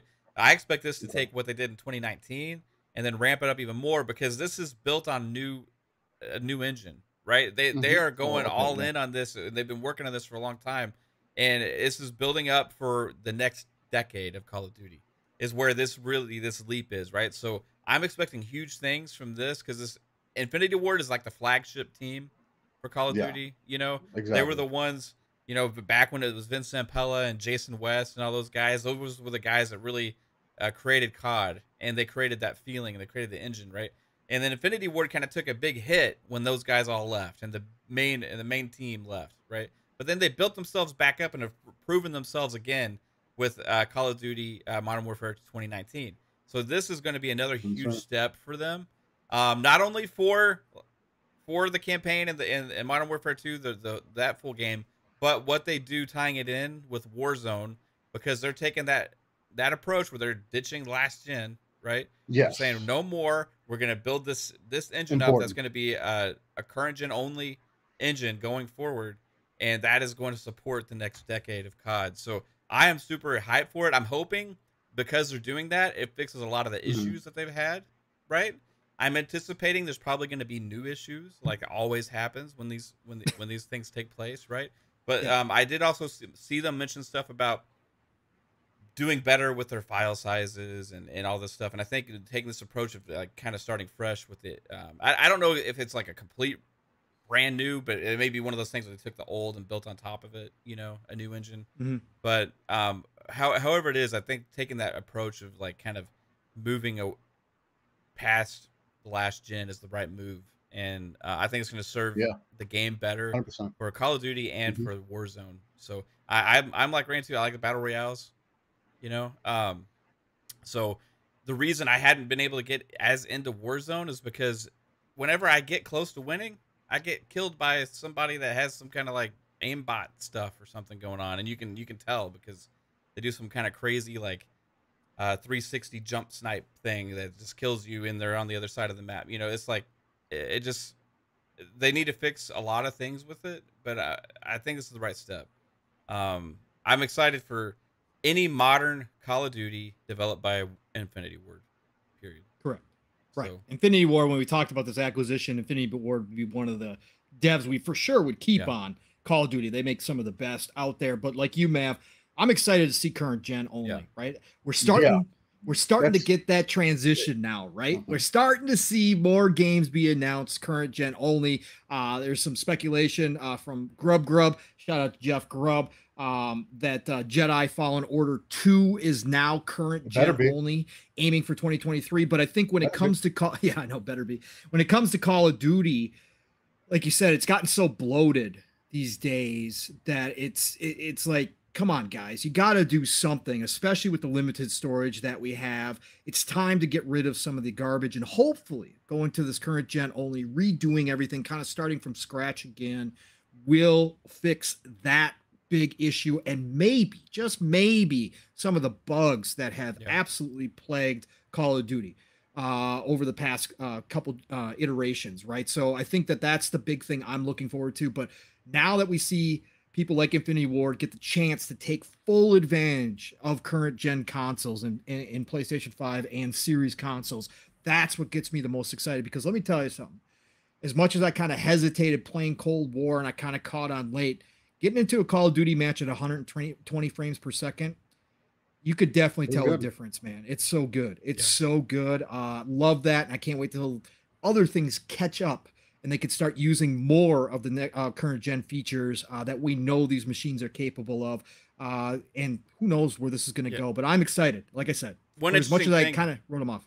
Go ahead. Sorry for interrupting. One interesting thing Pong, is, you know, with COD going next gen only now, like that's going to do as much for people jumping into next gen or current gen now than anything else, right? I know you hate them using I'm training you well. I'm training you well, Mav. but seriously though, it's like one of the number one franchises out there. Period. Every year it's the number one selling game. Even last year when it was down, right? So this being current gen only, a lot of the holdouts, right, are going to be buying new consoles, right? So when they're looking out and going to buy a console, they're gonna gotta get something that's available. The number one thing holding back people from getting next-gen consoles availability is the fact that nobody can buy next-gen consoles. Yes. But they can buy a Series S right now, and they can buy a Series X, right? And if you can only buy Call of Duty on a PC or next-gen console, current-gen console, again, that's for Pong Soul. He gonna start working in a minute. Console, right? Then you're gonna have to buy something that's available. And if PlayStation doesn't get that shortage issue fixed by the holiday season, and this game's announced, but then also all these Call of Duty fans are gonna be taking that leap. Got to consider the future, right? I think this whole thing with this whole acquisition, especially if it goes down before Call of Duty comes out, regardless of Game Pass or anything, is going to make a huge impact on which console people decide to take to buy this holiday. For the casual market, right?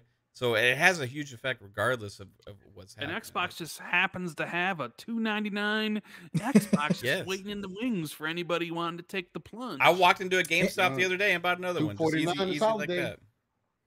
Yeah, which may be $249 this holiday.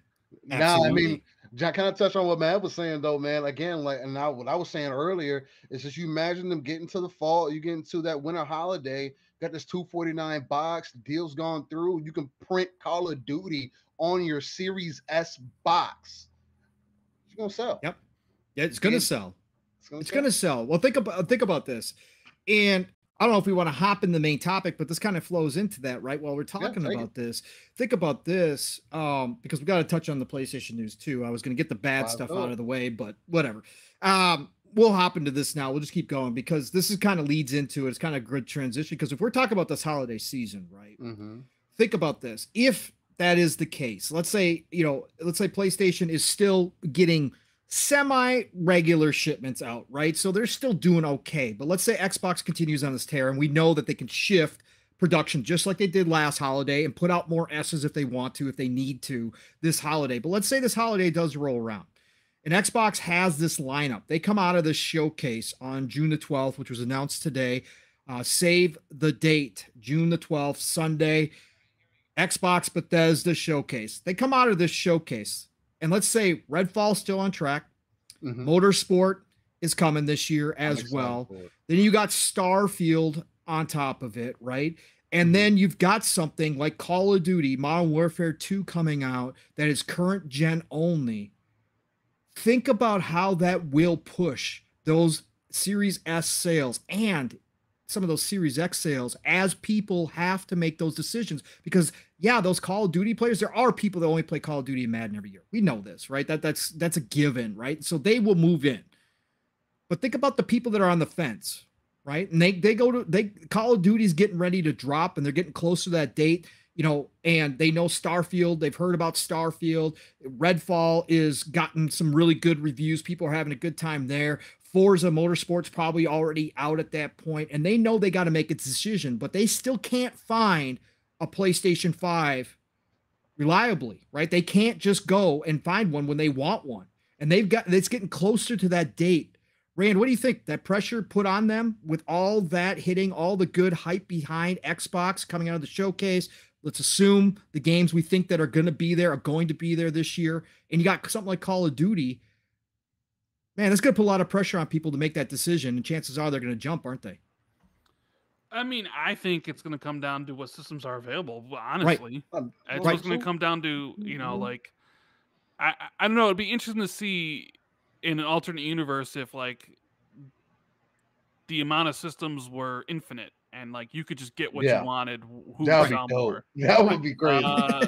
But it sounds like with I think China going back under restrictions again, right? Because of that all that stuff. So manufacturing might be a little tight. I mean, you would think, but then it's just like I don't know. I mean, maybe Xbox has problems with manufacturing, or maybe they kind of secured as much as they could for now, but then they can't get it later. I don't know. I don't know what's going to happen with the stock issue, and that's the biggest thing. Yeah. I think people want these systems, right?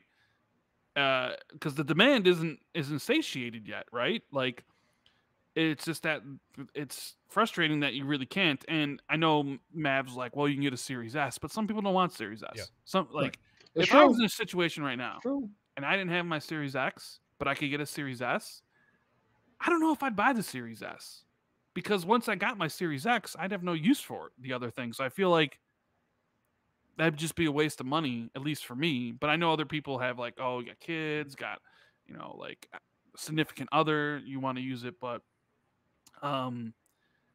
it's going to be a big holiday for Xbox, and you know, they just announced the biggest gaming event of the year, right?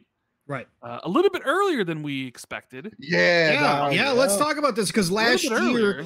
year was May 26th, right, Rand? Yep. So last year they announced on May 26th, and another interesting point, not only it being earlier this year, but in this wire, the Xbox wire, that announcement today, they did not give a time for the show either, as far as length of time. Well, they didn't give length of time, but length of time. You could assume it's going to be 90 minutes to 100 minutes. Okay, but my question to you then, Rand, is, let's jump into this. So, for everybody who doesn't know, save the date, June the 12th, Xbox Showcase, Xbox and Bethesda Showcase. Go check out the logo that they put up for the showcase. Obviously, it's going to be Starfield heavy, okay? Obviously, they are promoting that already. That's what we kind of expected, but just go look at the logo if you don't believe me. It's definitely going to be a Starfield show on top of everything else. But my question, Rand, is, because they announced it so early, right? I think, for me personally, I think it was partly because they want to give some of their partners and some of their other people out in the industry the date, so that they can work around that showcase, knowing that Xbox is going that day. They kind of want to claim their spot first, since there's really no official E3 this year at all. All you got is Keighley's Summer's Games Fest. But with no length of time being stated, last year they told us upfront, expect 90 minutes. Do you think it's still in flux, and do you think they're still trying to figure out exactly how long the show is? And on top of that, with Starfield, if they are going to do a Starfield blowout, like we've seen Todd Howard do in the past with a Fallout, do you think this show could actually go 2 hours instead of 90 minutes this time around? I think I think the longest it might go is hour 45. Okay. I think that's maybe the longest an Xbox show has been, because I think, like, once you start getting around 2 hours, I think people start tuning out. Now, of course, they very well could have another show during the week. Last year they had the Paris show, right? So you could essentially show off let's say you show off a 10-minute Starfield demo, right? Todd Howard hits all the bases, but then say later in the week, you could maybe give a 25-minute demo with Paris. Right? Mm-hmm. You're not necessarily like, oh, well, you can only give this demo once and you can't give it again later on. Mm-hmm. So the length is interesting. I think Xbox was very aware that the community was sort of like restless. You know, you had Mav out there every week being like, I smell something. I smell something. You know, every week, you know, I smell something. You know, I think they knew the community was a bit restless, right? And I think maybe partially an announcement was sort of kind of like, all right, let's give them something, right? We know what day the show is going to be. It's the day the show always is, like June 12th, right? Like last year was June 13th, right? So let's just kind of put it out there now. We can get some hype. We can get people excited. Maybe they have other announcements leading up to it. You know, so that was surprising to wake up to. Because I figured, you know, it's a digital event. You don't need to announce it until like 2 weeks beforehand. A week, really. Like 2 weeks, you know, a month. And what is it, like a month and a couple weeks notice? Yeah. Yep. It's kind of like, are they about to announce like a Fan Fest 2 or something? Because it almost seems like they're giving people like ample time to maybe like, okay, let's go out to LA or whatever. I don't know. Because usually that's why you would announce a conference well in advance, right? because you want people to show up or whatever. I mean, Right. I don't know if that's true. I think more or less like I think they knew people wanted this thing to be announced, and they wanted some good Xbox stuff to talk about. So I think that's why they did. Unless somebody else has a different opinion. Yeah, no, About it. absolutely. Mav, what do you think, brother? When you saw this announcement today, obviously save the date again, June the 12th, 10 a.m. Pacific time. What did you think, brother? Did you think this was a little early? Did you have any thoughts about kind of why they did it this way, or what? What was up, It's what was earlier in your head? It's earlier, but last year we had other news that kind of kept us more occupied in that time period. So it's been a drought, right? So that could be one aspect of it, and they're kind of, to me, it's like almost piggybacking off of the positive sales numbers that we just got. Yeah. Where they're we're just announced like, hey, they gained market share, and they're also, were the leader in revenue for that last quarter, right? So they're piggybacking off of that, and trying to keep the hype generated as long as possible. We already know we're gonna have a really strong May with Game Pass releases, right? So that's gonna keep some excitement going there, and then that's gonna take us right into June. So right now, just today, we had several things. Like we had the NBA 2K hit Game Pass. We had the Call of Duty thing is starting to, that brand's, even though right now its marketing is going to go for PlayStation, like brand recognition is going to start sliding more towards Xbox. You had that announced today with that logo. You had the Jason Schreier thing talking about the Activision Blizzard deal. So Xbox is just constantly in the mainstream gaming news right now. And I think this was just setting that stage of like, okay, well, this is the date that we're gonna set, that we're setting it for, and giving everybody the anticipation so we can all have something to talk about over the next couple months, right? Whereas before, I think last year when they had that event, there was more things happening at the time, surprise announcements that they had dropped, that kind of kept us talking about that at that time. Because remember last year, we were all shocked as hell when MLB The Show came to Game Pass for the first time, right? We were all shocked as hell when Outriders was coming to Game Pass, and it created a lot of talk and a lot of excitement. But now, this year, it's like when they make these Game Pass announcements, like the Shadowrun thing, and we also have, MLB The Show hitting again, and we have all these other things. It's almost like, oh, that's par for the course. We're expecting that now. It generates less talk. It generates less conversation than it did last year when these things were kind of new, with these third-party games dropping day one, right? Because last year, that was new. Third-party game, big AAA games dropping day one, hadn't happened before last year, right? So I think because it's keeping us, like, we've kind of accepted that now. It's like, that's the new norm.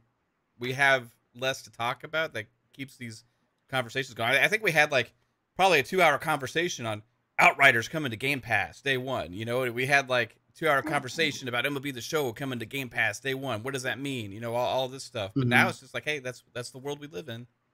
You know what I mean? So, just less excitement about those normal things that we're expecting now. Now we got to have some more excitement over what we anticipate is going to be a huge showcase with my most exciting thing. New game reveals, right? Because how many projects do they have that they have not announced? And that's a lot. I saw Brand's video. He was talking about Project Midnight, maybe one of the anticipated games that they could potentially show there by compulsion, right? And some, who knows what they're gonna. Hold that thought, man, because I'm gonna come back to you on that, brother. Okay. Look at that smile, Pong's guy. Yeah, I like that smile. Look, listen. I love this talk, and I love you guys, because this is where we get back in that speculation town too. I like it. I'm gonna put Steel on the spot here too. So get ready, Mav and Rand, because it's coming back to you guys. But I do agree with both you and Rand, Mav, as far as kind of it is that dead zone that we've had of news, and Xbox is where the community kind of has been really dry, like the Sahara Desert out here, and people are starting to get antsy. And like you said, Mav, piggybacking off the good news with the financials and how much they're still growing, even post as we kind of move out of the main pandemic era. They're keeping their customers, they're growing their customers. The industry as a whole is keeping a lot of the gains that they had during the pandemic, which is great to see, because that was one of the fears was things were going to kind of drop back down again as people got back to real life, but we're not seeing that currently. Now, obviously, inflation and a lot of other things going on, curbing people's spending, but it seems like more and more people are including gaming as part of their spending monthly now. So I think that all of that kind of played into what Xbox did here with this early announcement to get people talking again. Again, just the Modern Warfare 2 thing drove a lot of talk today. The announcement from Xbox and the showcase drove a ton of announcement because, again, that logo shows you their confidence in Starfield. They're going to show off Starfield. Yeah. It is obvious that, again, all the people out there that are saying it's going to be delayed, look, you guys are in for a disappointment. This game's coming 11/11/22. Okay. Come hell or high water, this game's coming out. But still, I am going to put you kind of on the spot. First, I want your thoughts on the announcement today. I got you a little bit excited, even though we don't know anything. It's just an announcement. Save a date, the announcement, right? That's all it is. Yeah. It's like, hey, we're gonna have a gender reveal. Well, okay, that doesn't get me anything excited until we get there, right? So, but we had to save the date, June the 12th, 10 a.m. Pacific time for Xbox Showcase with Bethesda. How did that make you feel? And then I'm gonna have you start it off, Steel. Okay. I'm gonna have you start it off. I want your showcase lineup, brother. Oh, geez. Oh, God. Last year they had 30 games. Okay. Can we have the time to do that? No, I want your showcase lineup. I want the key points. And if you got any surprises, throw them in there. But just I want what your initial thoughts are. Early speculation on the show. Where it's going to go. I mean, that's going to be pretty light because when it comes to these shows and everything, I'm one of those guys that I like to be surprised. I like to try not to speculate too much on what the potential is because, again, I mean, this isn't like the first year we've experienced this. I remember growing up watching E3 or watching different events, and you get hype and you start anticipating, and that you get that build up, and year after year, you kind of find yourself getting disappointed. So I've kind of pulled myself back, and I'm more so excited about how we continuously are moving gaming forward. But just to answer your question, Steel, you do realize you're on Fun Speculations channel, right? Yeah. Speculation. Okay. Indulge us a little bit, brother. Indulge us a little bit.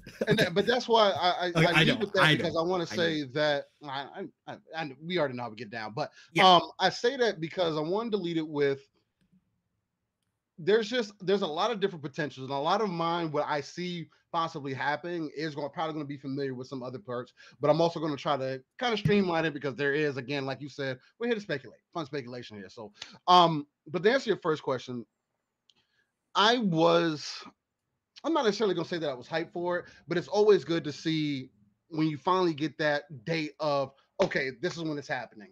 When we're no longer necessarily anticipating E3, you are definitely anticipating a Microsoft show, a Sony show, whatever the case may be, because you know those are the ones that are going to kind of set the precedent for you of when am I going to be excited for in the next 6 months.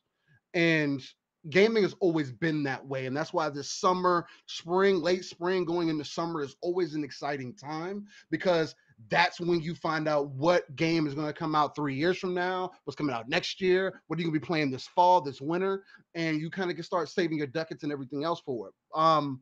Now, so needless to say, I was super excited about it, man. I'm also excited to see when Sony's going to announce theirs because I really want to see more factions. I want to be able to play factions this fall. There's the #1 game on a PlayStation console that will make me say, okay, boom, here's my ducats. I'm ready to play right now. That's just me personally, and I've been feeding for that for such a long time, and I'm not going to touch another Last of Us game until that comes out. So that's just me personally. But anyway, that's another side tangent. We're not talking about Sony right now. As far as what I'm anticipating from the show, I'm of two minds because I don't know if they want to lead with Starfield to really snap you into we're not playing any games. Y'all have these doubts about this vision that I've had on 2 generations ago on an original Xbox console that I knew I did not have the power to make from Todd Howard. Now, again, I'm also going to start this with the precedent of I am not a Bethesda fan. I have no interest in ZeniMax like that. Personally, I do not play their games like that. The closest I have ever gotten is Fallout New Vegas, and that's watching my wife play the game in totality. I'm talking over 300 hours of game time played. And I would never take credit for any of that. So when I hear people who aren't indulged in that, like Capone, like a Mav, like I've heard Rand talk on, when I hear my wife excited, when I even mention New Vegas 2, she's like, when? But they're about to announce that this summer? It's coming out this year? I'm like, no, it's gonna be something different. It's a Starfield. Oh, well, she's interested in that though, because she understands that pedigree that kind of comes with it. But to me, I'm astounded by the fact that this man that y'all call God Howard has seemingly in the last 20 years has created nothing but dominant IPs that completely make people look at RPGs differently. But that's all, I mean, whether you understand that complete definition or not, or just how you look at games overall, the decision making, the world building, the character development, all of it all goes hand in hand with each other. And if he seemingly is able to, this is where that kind of Starfield hype gets to come, because like I've said with you in the background, Pong, you send me screenshots. And I see images and I get details, and I'm all about third person too. And that's one of the things I said, because one of the number one reasons I haven't played any other games is because the third person aspect just it never hit for me. And I don't like it. I don't like those games with first person, even though I know a lot of people do, and that's perfectly fine. But it is some of those things that turn me off. And mind you, the game doesn't look the greatest, right? But that's also why they're revamping things, and they're doing it specifically for the next gen. So that's why I say tie it back in. Why I'm kind of two minds of whether they lead in with it to let you know they're not playing, or back end it. I honestly think if they lead into the conference, Starfield, give you about a 15. I don't know if they should do a 30-minute spiel on it. It would be dope to get some of that. It just depends on how much content you really have, right? And that's the other thing that we don't really know. There's not a true timeline of we're expecting these games. We know Redfall's coming. We know Starfield's coming. We know Motorsport's coming. Well, at least we anticipate them, but we don't know if that's really happening. So, of course, to say those main three, Starfield, Avowed, and then Motorsport, again, you're talking about 3 IPs individually, one being newer, and then Motorsport also being on a new engine, and also trying to redefine simulation racing, what track racing really is compared to what you saw from GT. There's just so much more effort and work going into Motorsport. Let's just be honest with that, at least from my understanding. But that's also coming from a fan of that series. You're already leading with 3 things that are going to hit people upside the head. They're going to have a lot of people interested in. And in each one of those games, one of those is for somebody. One is created by a world-renowned, genre-defining man and his team, who has said he's had a vision for this, wants to give you a Star Wars-esque, what he compared to, Han Solo type adventure, a Han Solo Skyrim. That gets me excited because I'm a Star Wars fan, and I like these space adventures that we're starting to go on. That's what made Guardians so great to me, because they kind of tied both in both sides. But either way, so those 3 are definitely the main ones that I definitely want to see more for. Redfall has me questionable, because from what I've seen from it before, sure, playing Vampire the Masquerade, Blood Hunt, I'm loving the third person aspect of vampires and everything else. I do not know how that's going to work in the first person aspect. And shout out to them, because I do want to see more, and I do know they put out good content, but I do want to see what that's actually going to bring us, whether that's going to appeal to somebody like myself. Because at the end of the day, you have to look at it that way. The other thing too is I do want to see like a Phoenix collection, mainly because yes, you can go back and play Gears, and it's up-res and it has frame boost and everything else, but there's something about remastering games like Mass Effect Legendary Edition, where I didn't play Mass Effect before back in the day. I'm pretty sure there's many people who haven't played Gears to this day. And I know there's not, because Gears always had this quote-unquote mantra around it that you had to be a hardcore kind of gamer, or for lack of a better term, like you have to be a sweat to understand. Yeah, and it was a dude bro shooter. That's the other thing. That doesn't appeal to a lot of people. And when people start talking about wall bouncing and everything else, it doesn't click for everybody. But Gears is also such a looked over IP franchise, especially the first 3 games, and the impact that story has. Like, I feel like it's so looked over. Like, I know people say, oh, all Xbox has Halo, Gears, and Forza.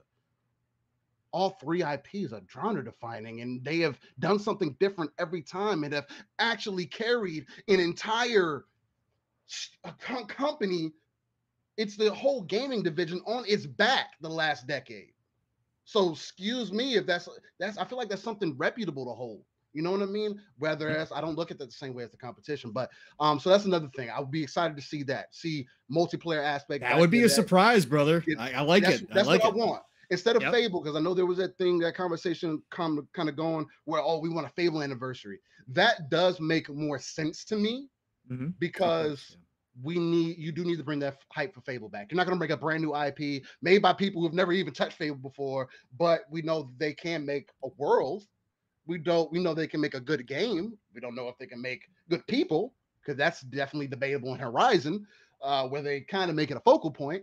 But so there's a lot to prove right there, but that does make more sense. But I feel like as far as the multiplayer aspect, the services side of everything, Gears just makes more sense. And then the other thing, this is just going out on a whim because it's kind of been talked about and it's probably far off, but I do want to see an actual trailer for that Certain Affinity Monster Hunter clone. Okay. I really want to see at least a trailer or something of the direction that they're trying to take it. What is this? Is it really a Monster Hunter clone? Or what are you trying to do within this world? Because Monster Hunter, like when you say that does pique ears, but that also can go so wrong in so many ways. Sure. It could just be another live service game, not really pulling in the attention that it needs to thrive. And I don't want to see that. But Certain Affinity does put out good quality. Again, they've been supporting Halo for years. They've worked with Call of Duty. They've been in the background for years. So I want to see them step out. And other than that, I like it, bro. Those will be the mains. I would also love to see if Xbox dove a little bit deeper into the Eastern side of things. Yeah. And if we heard something about a team up with Black Myth Wukong, Crimson Desert. Again, Crimson Desert, I'm not going to be, I can't speak on high enough about. If you have not played Black Desert Online, if you want a taste of what Crimson Desert is going to be, go play Black Desert Online. No, the MMO, it's an MMO. It's not going to be for everybody. But if you want to get an aspect of what the combat's going to feel like, the versatility, the mobility, the creation, and just the vastness of what a game like that can do, that's going to be your biggest example of Crimson Desert. And I get excited every time I think about Crimson Desert. I'm thinking about that dragon and Pearl Abyss is an upcoming studio, bro. Pearl Abyss, oh my god! As a Korean studio, I just want to see more things again because there's been such a mantra for that in the past where we haven't really sided with that. Where you see games like Scarlet Nexus, you saw the main dev come out for that and say, "Hey man, because of Game Pass, we've had more eyes on it, and I couldn't be more than happy with the game and everything else." So hopefully they get a second one. But those are gonna be my main ones. There are some others to throw in there, but I think y'all are gonna end up touching on that because I'm not as excited for those. But yeah, that's gonna be me. Bro, that was some good ones, man. You came up with some surprises there, man. The Certain Affinity Monster Hunter. What was that game that failed? Dauntless, right? Was that the Monster Hunter that didn't really do well, like you were talking about? It's doing well, but it's more on a PC side of things. Right. Not on the console. Bring it to console. They did. It's still there. Yeah. It's not. That's what I was saying. It's not Monster Hunter. Yeah. That's the only thing about when you say you're making those types of games, because Dauntless was good. But you can blatantly tell that it didn't offer you the same thing as far as like end game and what you really play those games for as far as grinding the monsters and everything else. Right. It wasn't the same. Well, bro, you surprised me from going, hey, I don't want to really say that because I don't want to get excited, to coming out with some really big surprises. So again, I like it, man. I like it. That's why I loved going to Speculation Town with you, because you do come up with some surprises. So thank you for that, man. That was awesome, actually. The Phoenix Collection 2 is another one I think a lot of people would be happy with. Now, I'm going to go Mav next. Rand, I'm holding you last, not out of disrespect, sir, but I want you to be the voice of reason in all this, because I've listened to you and just do these types of shows, and you're always the voice of reason, okay? And you always come in nice and calm after we get done with all these wild fantasies about what's going to be shown. You always come in and kind of just kind of calm it down and get everybody back to reality. You just want Rand to make me look like an idiot after I go and say about 30 things. I will go after you, Mav, and then we'll let Rand finish it off and let everybody know what's really going to happen to Showcase after we get done blowing it up to over the top. So, Mav, go for it, brother. What are you expecting? Early prediction segment for this Xbox Bethesda Showcase June 12th. Well, I can tell you this. If it's anything like last year's, it's going to be amazing, right? because last year's blew our minds. It was, and to a lot of us, it was the best showcase ever, period, from like a gaming perspective, right?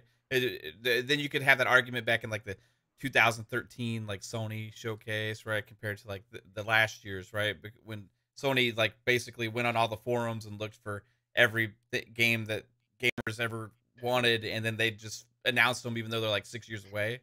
You know what I mean? Yeah. So like last year's for me was like the pacing of it. You had like 30 games, 28 of them Game Pass. You know, it was insane, right? So can they match that? Absolutely, because guess what? They have so many more games that they've have been that we know about that are in the works, right? From multiple devs. That we also have more Bethesda stuff that we know has been cooking that hasn't ever been announced. You know, and so there's so many things that they could reveal. Now the catch is like, which big slice of the pie do they choose? Because it's not like they don't have an abundance of stuff. It's that which ones do they pick out to showcase? And I think they're going to pick out the ones where that's easier to show gameplay. Yeah. Right? Because I think that criticism, they don't want to have that they want to show some gameplay. Now, they don't necessarily need to have everything gameplay, because when you announce a brand new game that's a few years away, you're not going to really be able to show gameplay for that, right? And I think they need to have at least one of those, maybe two, from first party. But I think the majority of it, we're going to be able to see stuff with our own eyes that's going to blow our minds, like we did with Forza Horizon 5 last year. That really caught everybody's attention, right? So I got a list here. We're going to go through the easy ones. Starfield. I mean, the logo for the show gives it away. The thumbnail picture, advertisement they posted. Redfall, easy. Slated for later in the year. So we could guarantee we're probably going to see some gameplay from that. If we don't, that'd be very disappointing. I'm with everybody on Forza Motorsport. I think it's happening this year. I've always said I think it's happening this year. Okay. I've thought back in the day when nobody believed that Forza Horizon 5 would come out before the next Forza Motorsport, we were on that train and said this is the way it was going to go. Forza Motorsport, I think, is going to hit this year, and they're going to blow people away with gameplay and graphics on that as well. Now we get into like up in the air, right? Now we get to this huge amount of stuff out there that you could just pick 10 things and you could be right about 10 of them. You could be wrong about all of them because they got 10 other things they could show, right? So here's what I put together, and sounds ridiculous because it sounds too good to be true, right? But it's the world that we live in right now, because guess what? They got like 50 projects in the works. Yeah. So you also just spent $70 billion. They gotta showcase those that some show. You know what I mean? They gotta show them somewhere, sometime. So I picked a portion of those, and here's where we're at.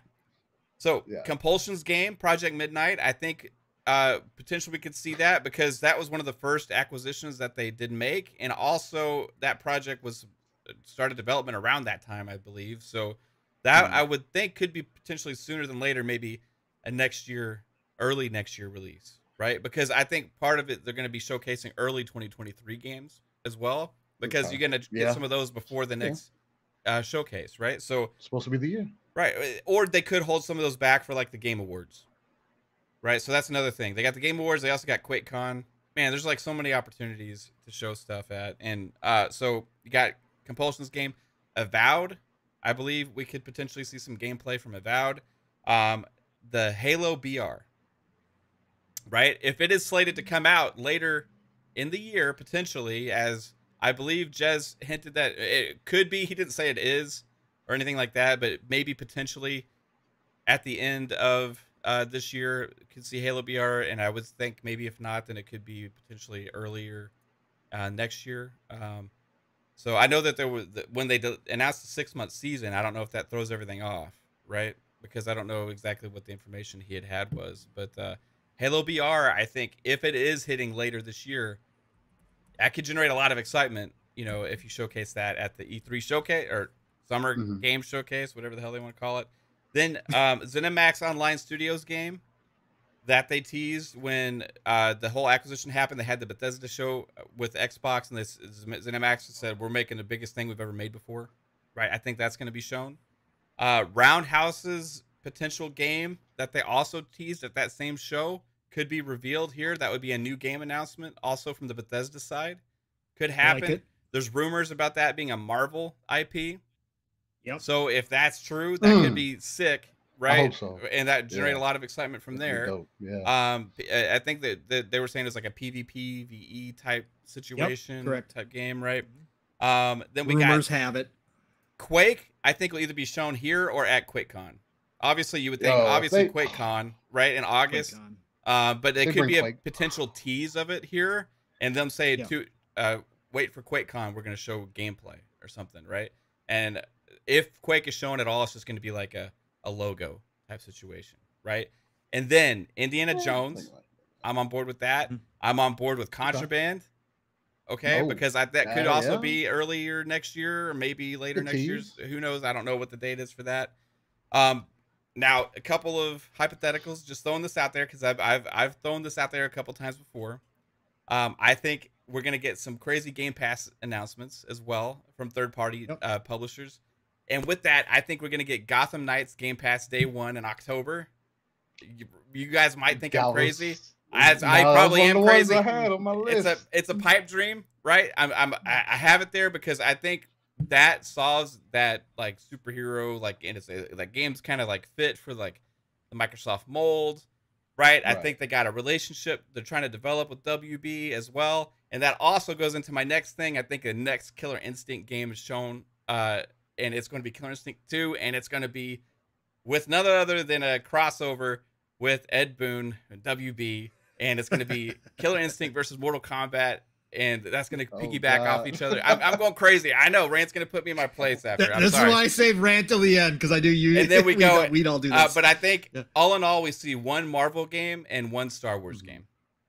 Okay. At this show, right? Yep. Because that those IPs have been a lot of third-party publishers lately, and also with Sony, right? So I think that if Xbox wants to kind of just hey, we got Star Wars, we got Marvel here as well, but it could be the ZeniMax Online game, and it could be the Roundhouse game, right? It checks those two boxes. So anyway, I'm done.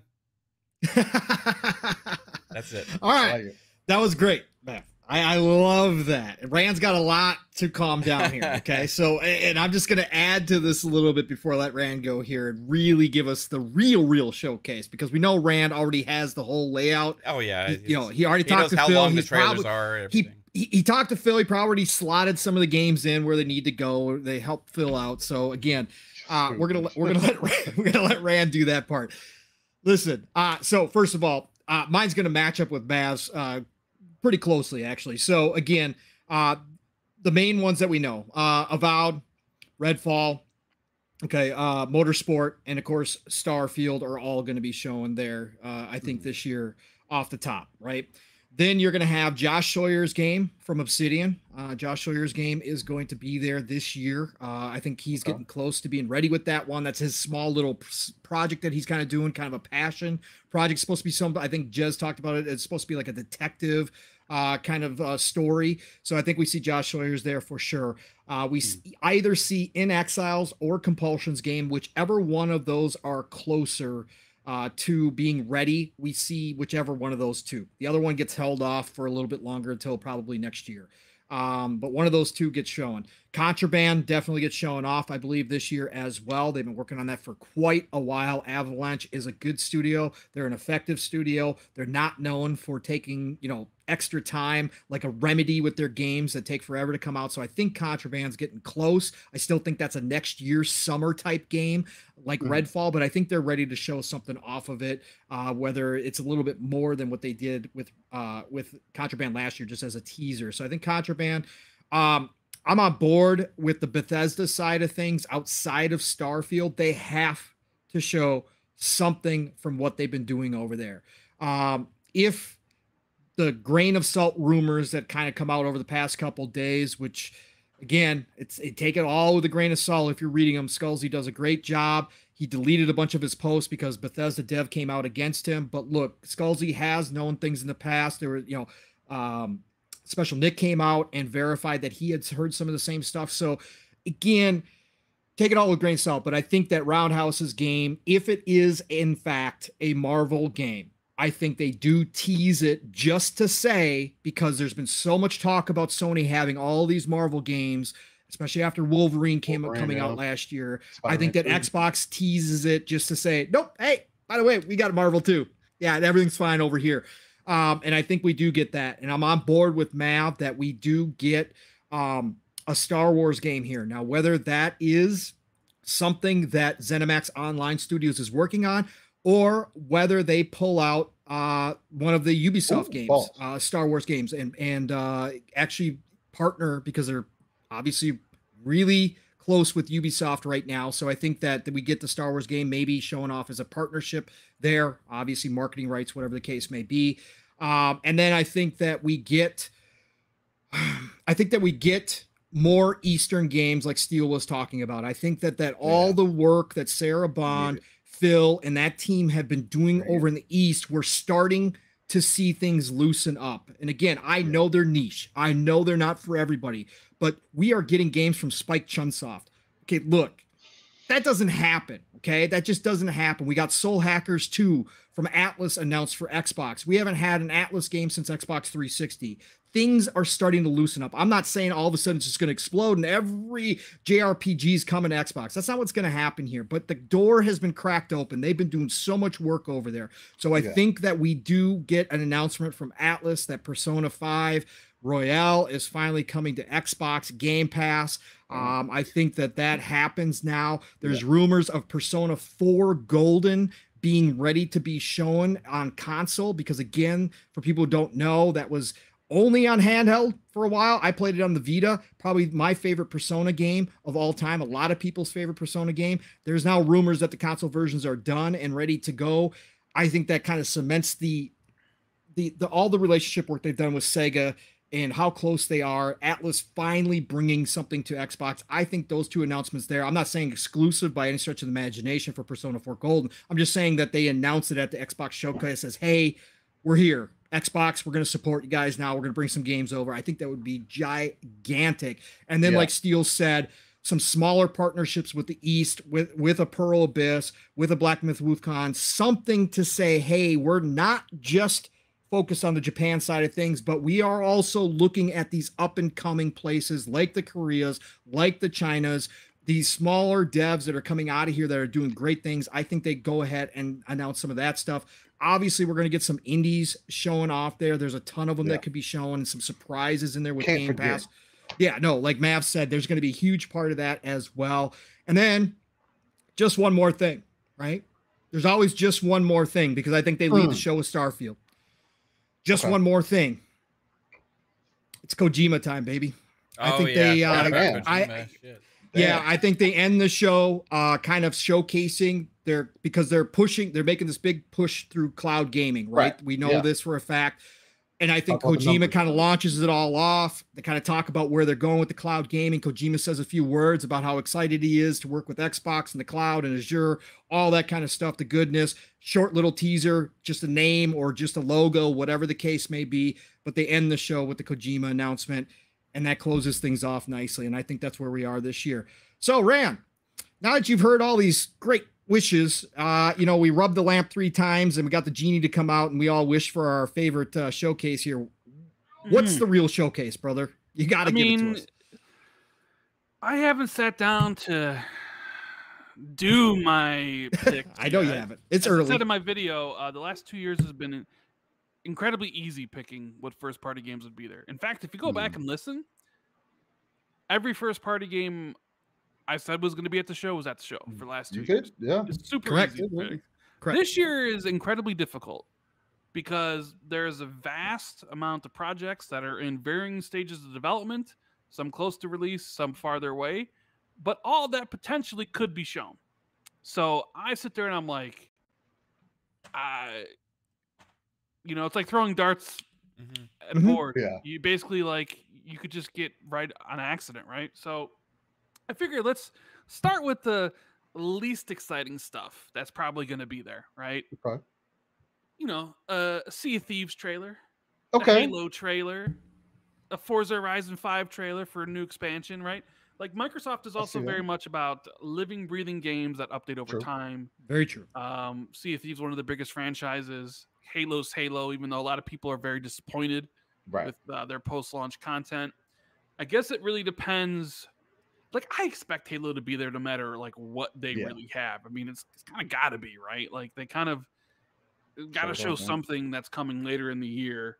So, I mean, if the Battle Royale's ready, then maybe they show that. At least, yeah. Forza Horizon 5, like I said, the expansion's probably a no-brainer. Normally, the first expansion's out in March, and then the second expansion's out at E3 time. We don't have the first expansion yet, so I think there'll be a trailer for that. There'll be a slew of Game Pass games announced. And you're right, I do think this is the show that maybe Persona 4 Golden's announced for Xbox, and people can be like, oh, Persona. But I think also this is going to be the show where they finally announce the Game Pass family plan. Okay. Yeah. Good call. For the winter. Yeah. So that they'll probably maybe talk about that. Probably announced for the end of the year. It's going to be pretty interesting. I think they're going to price it pretty aggressively, and it'll go to one of those things where people start comparing PS Plus and the 3 tiers, and it's going to be like, oh, well, you can get Game Pass Ultimate for this much with Starfield, Redfall, Forza Motorsport, and all these future games, and you can share it with 5 people. Yeah. Like that's pretty incredible. Like, hell, we could get one here and share it between 4 of us and still have left over for somebody in the chat. You know, $24.99. Yep. How much do you think that'll be, Rand? I'm just curious. I would say no more than $30. No more than $29.99. Okay. Wow. So I guess it really depends on how aggressive they want to go. Maybe they go $24.99, which would be really aggressive. That's steal. That's steal. I mean, imagine that. Imagine if they're like Game Pass Ultimate, 5 people, $24.99 a month. I mean, word of mouth speaks for itself. I'm just saying. Pong, how many people are you getting to sign up if it's $24.99 a month? I don't know if I got that many people I can trust. We can have our own. That's my problem. Have our own Xbox Ultimate. God. Xbox Ultimate. Have a Discord family plan. Discord set up for the family plan. So there's going to be third parties there. I like Mav's Gotham Knights thing, but I don't know. Like, I would like it to be, but I don't see it happening. And I'm not sure, is Gotham Knights a PlayStation marketed game? Usually PlayStation has the Batman games as for marketing. So I'm not really sure. I don't think they've aligned with anything yet. I just seen a lot of independent marketed stuff for Gotham Knights. Now, the reason I picked that was because I even though it has a lot of hype, I feel like it has had less hype than the Suicide Squad game, right? And I feel like sometimes these games get overlooked a little bit. For some reason, Gotham Knights kind of has that feeling for me right now. Like, not a lot of people are talking about this thing. I don't know. So maybe Game Pass. So as for first party, there's going to be third party stuff. The question is, there'll be indie stuff. Like, you won't see stuff like Somerville or Replace like last year. Like, those games, they'll just come out of nowhere. Like, you won't be able to predict that stuff. Right. What about Ubisoft Plus, Rand?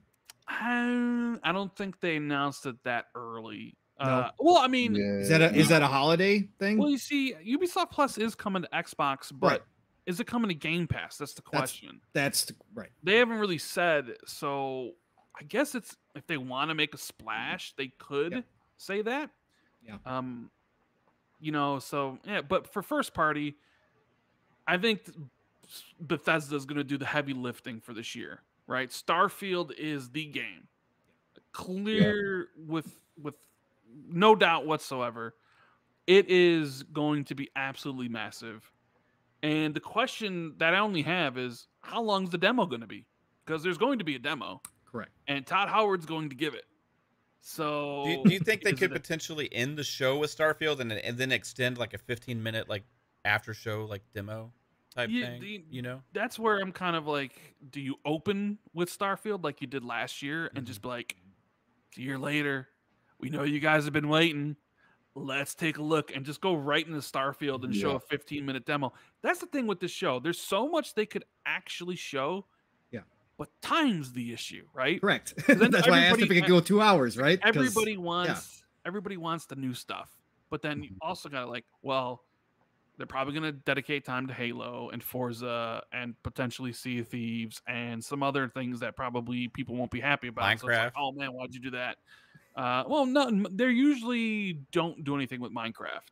Minecraft has its own like events. They don't normally do anything with Minecraft. Yeah, but Minecon, so Starfield will be there. I'm just not I'm not sure what's opening or closing yet. Like I haven't thought too much into it yet. I could see Starfield essentially doing either. Hell, I could see Starfield being in the middle, where it's just like, here's the middle of the show. It's time for a Starfield demo. Yep. So I think the demo. The question is, how long is it going to be? Redfall, right? We already know that's supposed to come out this year. That'll probably get a gameplay trailer with release date, I think, in October. I think we get a trailer for Deathloop. Announcing its release date for Xbox, coming to Game Pass. I mean, unless Sony did some finagling and extended the the deal or whatever. But what else? So more first party. I think Avowed is 100% going to be there. It was supposed to be there last year, and they pulled it in favor of Outer Worlds 2. So, and I have seen Avowed gameplay, so I'm interested in seeing what it looks like now in basically final form and not like alpha form.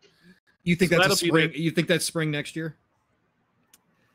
I say that's the I don't know. Yeah. I just know it's 2023. Right. It very well could be a summer title, maybe even potentially like early 2023. Right. Because I think Obsidian's been pretty good with hitting targets, and at one point I think that game was sort of angling for 2022. So it's possible. That's the thing. Like, if Avowed hits. Contraband's supposed to be next year, so that'll be at the show. Who knows when that'll come out? Hellblade 2 is supposed to be next year. But it's like, do they show Hellblade 2 again? Because they just showed it at the Game Awards. I think so. Do you end the show with a big demo of Hellblade 2 and have a release date for it as like the ender? Yeah. There's a lot of things they could do. I agree with Mav. I think Project Midnight is going to be shown off because I do think it's going to release next year. And you know what? I wouldn't be surprised if maybe, even though they don't own them yet, we get a trailer for Diablo 4. Ooh. We did get a Diablo was there last year, right? Yeah, Diablo 2 was there last year, so I wouldn't be shocked if Diablo 4 showed up. So that's them. That's like first party. And then Bethesda, like I said, Starfield, Redfall. The question is, do they have anything else? Is ZeniMax Online ready to show the AAA game that they've been working on that people have rumored to be Mando, which I'm not exactly sure it is, but whatever. Right. We'll find out. Is Indiana Jones ready to be shown off finally? Do they end the show with Indiana Jones? Is id Software ready to show off their next game after Doom Eternal? Started. These are all interesting questions because all the answers to these could be yes. Right? Is Fable going to be there? Is Perfect Dark going to be there? The answer to these questions could be yes. But there's only so much time, and it really depends on what Microsoft is focusing on. So, in my eyes, I think they're focusing on this year, and I think they're going to have a heavy focus on 2023. So, I think games that are a little bit further away, like Fable and Perfect Dark and Project Dragon and Steel Rain's Monster Hunter game, I don't think those show up. But I do think you get a heavy dose of stuff coming in the next like year and a half. So anything, because my whole thing, and I think a lot of Xbox fans are like, okay, you did the show in 2020. It was a bunch of CGI stuff, and it had no dates. So what we want to see this year is we want to see gameplay, right? We don't necessarily need to see somebody playing it, but we want to see gameplay. We don't want to see CGI. But then we also want a year attached. So when if you show Hellblade 2 again, I want to see 2023 at the end of that trailer. I want to see 2023 at the end of the Avowed trailer. I want to see 2023 at the end of Contraband trailer, right? I want to see 2023, at the end of the name of whatever Compulsion's working on, right? I want to see the new IP that Coalition's working on, right? I want to see 2023 on that. So I think it's mostly going to be focused around stuff in the near term because they actually finally have stuff, a lot of stuff in the near term, right? Right. You got all these. So like, if you can somehow market it where Deathloop is like the launch. So you got Deathloop coming in September, and then Forza Motorsport coming in maybe late September. You got Redfall in October. You got Starfield in November. Maybe there's like another global publishing game like As Dust Falls. Grounded might show up again because they're supposed to hit 1.0. 1.0, yeah. And then you kind of like, once this hits, it's just nonstop gaming because you go to 2023 and there's Hellblade and there's Contraband and there's Avowed and there's Diablo 4 and there's Overwatch 2 and there's Project Midnight and there's a new game from like, you're going to be so inundated with games. You're not going to care so much that Perfect Dark and Fable are the following year because you're going to look at the schedule and you're going to be like, that's a lot of shit. Right? Yeah. And then next year when you go to like, all right, now I'm going to see Perfect Dark. Now I'm going to see Fable. Now I'm going to see these other games. So this is a very difficult year to predict. And I got a long time to kind of think about it. So I like Mav said a Star Wars game. I don't know because I think EA is going to show it off at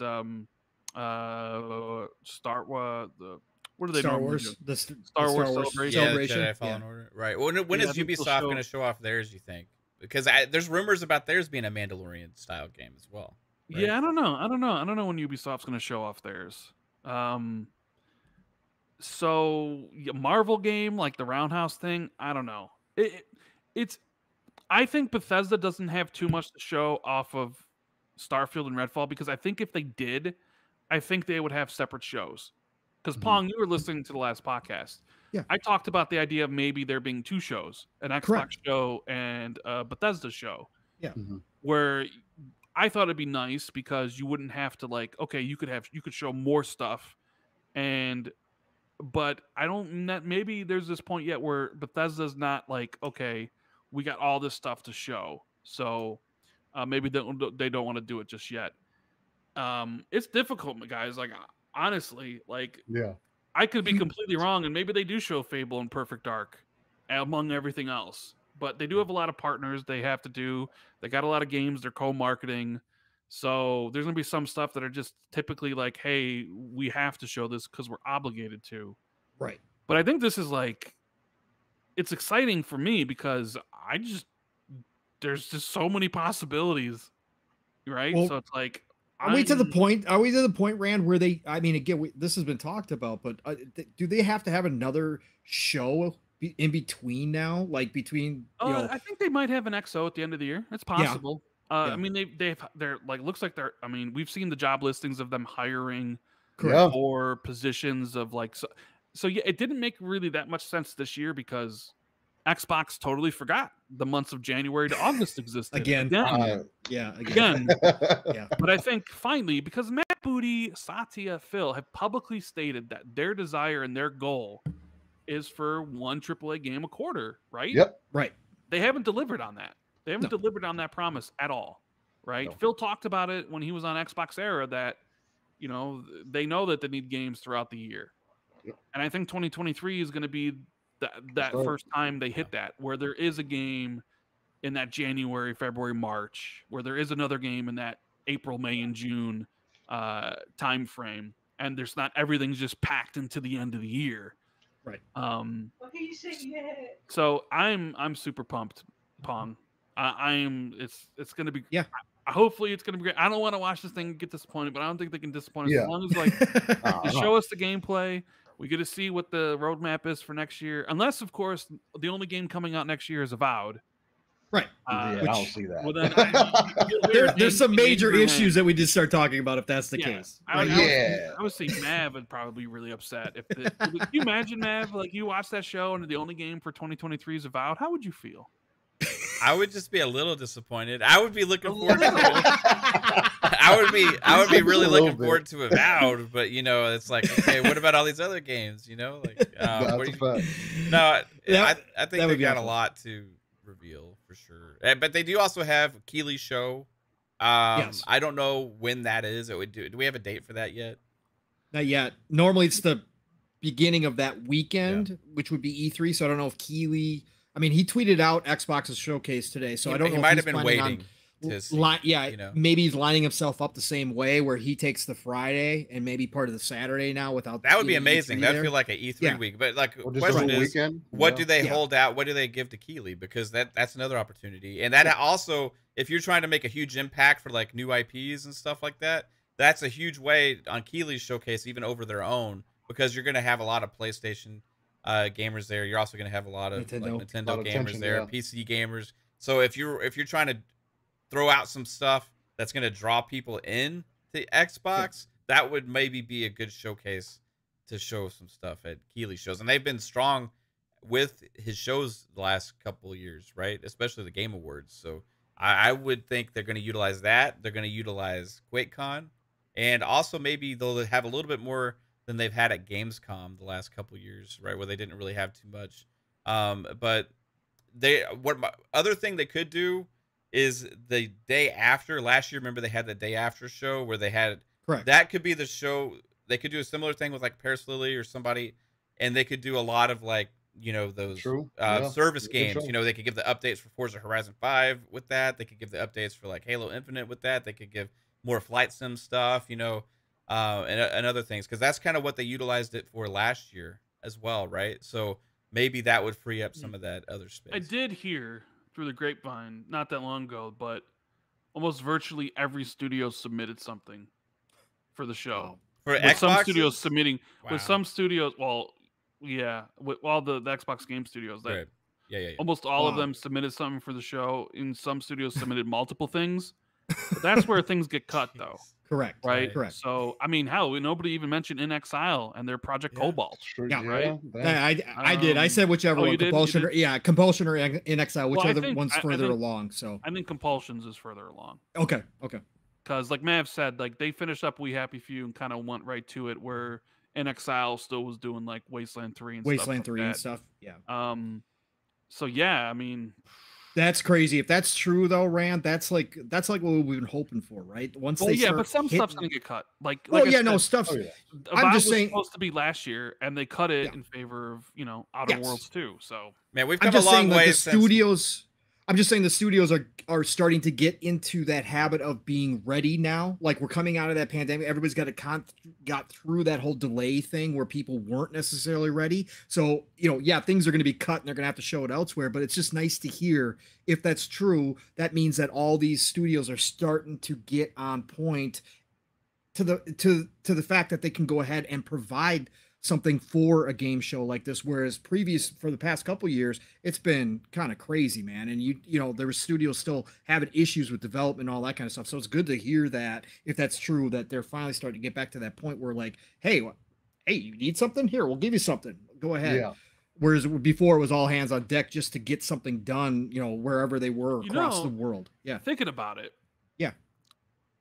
You're talking about something closing the show, right? Yeah, just one more thing. I could see them closing with Starfield. I don't think the Kojima thing. I mean, I could see, the Kojima thing if it's really there, but that seems. I would save that more for the Game Awards, right? Yeah. But I was thinking like brand new IP from the Coalition. You end it on that.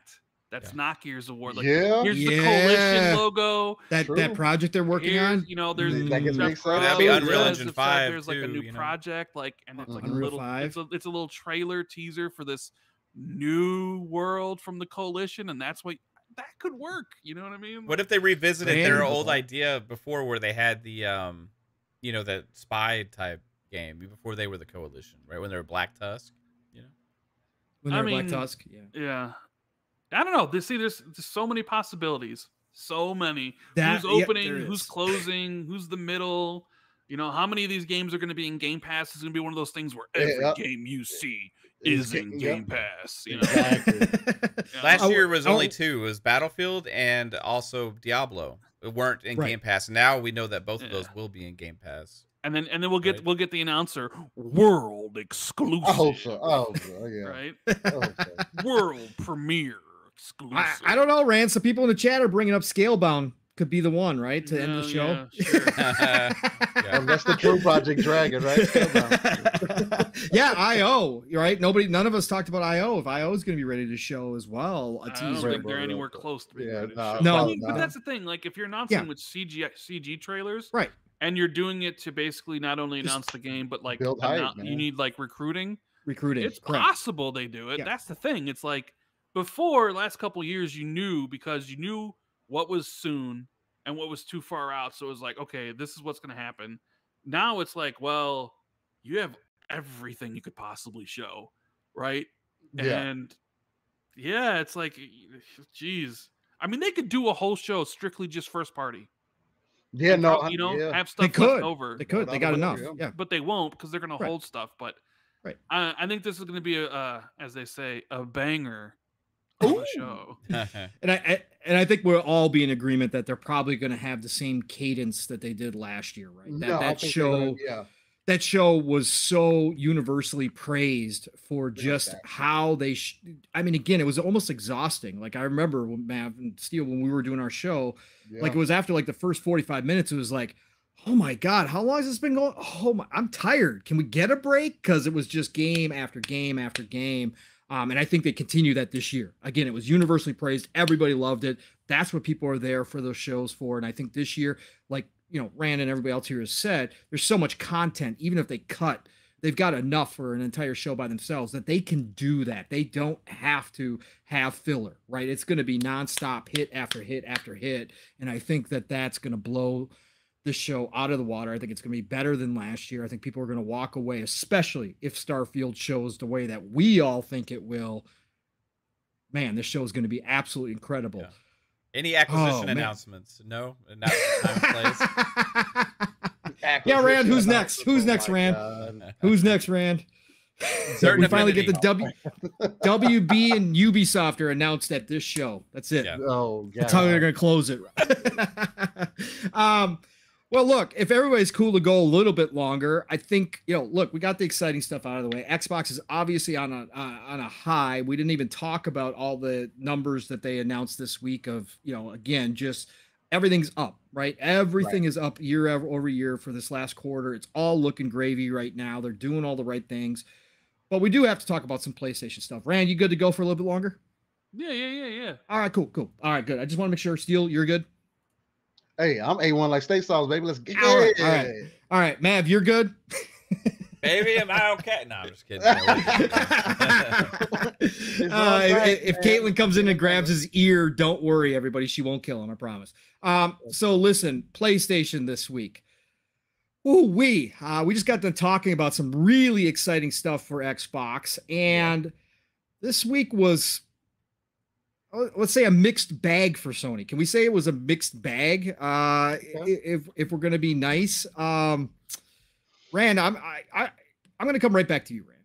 So this week with PlayStation, right? So we're just gonna combine them all together, kind of all the stuff that happened, right? So they came out and announced VRR finally available on PlayStation 5, right? So variable refresh rate. Yeah, finally available on PlayStation 5s. It is not hardware based like it is on Xbox. It is software solution. And that comes out and everybody's super excited because, again, even though everybody claimed that nobody has TVs that can do VRR, all of a sudden everybody was excited that VRR was finally here for PlayStation 5. And then we kind of got news that, it only supports HDMI 2.1. So if you have an older set, might not work with those sets. And then we got further clarification that it's on a game-by-game basis and the games have to be patched. And so that there's only a partial list. And then we got more confusion in the background because you can turn it on for games that aren't technically supported and it might work, it might not work, right? All this craziness around VRR, right? Then what else do we get, guys? We get the timed trials. This got leaked out. Supposedly PlayStation, through its dev portal, announced that as part of their new service, their PlayStation Plus service, that they are going to require developers to have a 2-hour trial of their games. And this was going to be one of the premium features for their premium level service, not for all of it. So if you've got the 2 other tiers, you don't get it. You gotta adopt their premium tier to get 2-hour trials, right? And now there's been mixed conversation about this as well. At first, it was all devs are going to be required to have 2-hour trials. Then some people have come out and said, well, no, they haven't said third-party devs are going to have to do it yet, that this is going to be first-party. We also got the mixed signals as to whether the developers had to take time and resources to make these trials, or whether or not actually Sony is going to be the ones doing it, and it's basically just going to be a timer limit on the full game. So when you download that game, timer starts, you got 2 hours. After 2 hours, you shut out of that game unless you purchase it, right? So there's been conflicting reports about that. And then finally, we get the news that PlayStation has shut off the ability for their customers to stack their PlayStation Now, PS Now, and PS Plus subscriptions.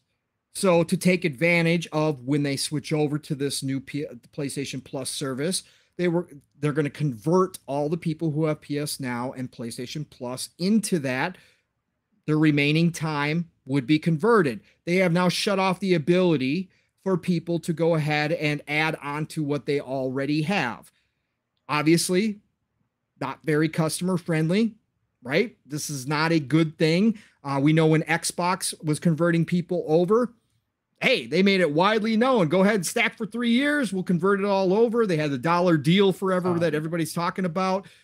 Hey, it was totally transparent what was going to happen here. Sony, no word, just one day, shut it off and said, nope, nobody's stacking anymore. So, like I said, mixed bag of PlayStation this week.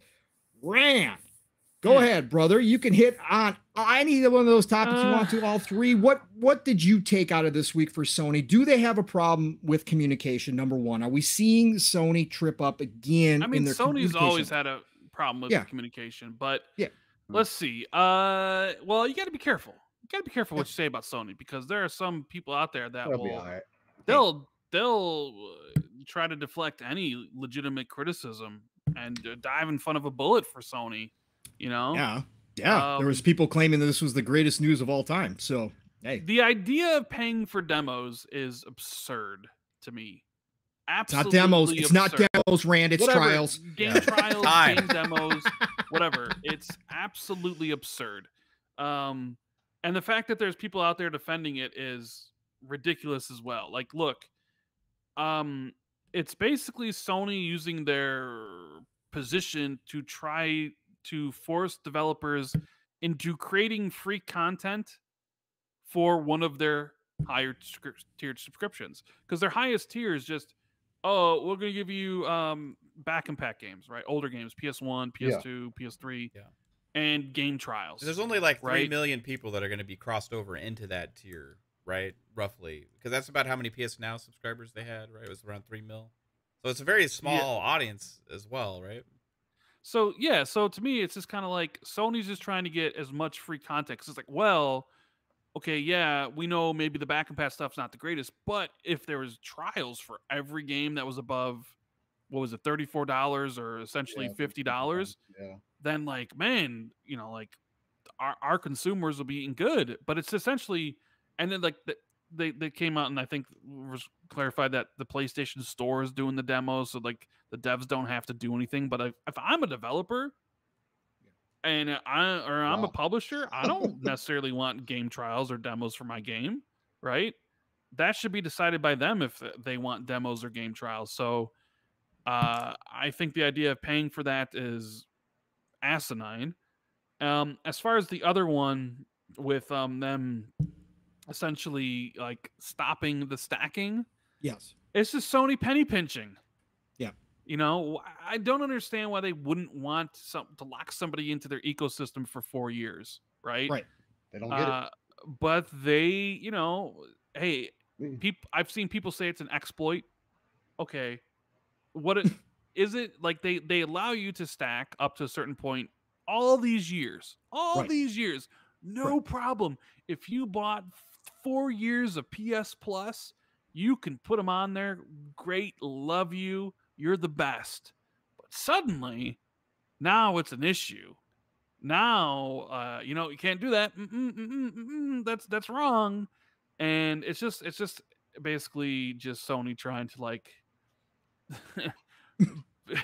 they just don't want to lose that much, or what they think they'd be losing that much, because they're like, we can't have people do this and then actually try to get, you know, this second tier or third tier for cheaper than they should. So we're going to turn this off for a bit. I think that's kind of shady. This is where Jim Ryan comes in with the numbers guy stuff, right? Yeah. Hey, that's going to cost our bottom line. Well, you can almost tell. You can almost tell, like with Xbox and with when the stacking on Game Pass, we knew Microsoft was going for a acquisition mode, right? User acquisition mode. Yep. Whatever. Use the $1 thing. Get in there. 3 years. Like I did 3 years, right? Like I converted.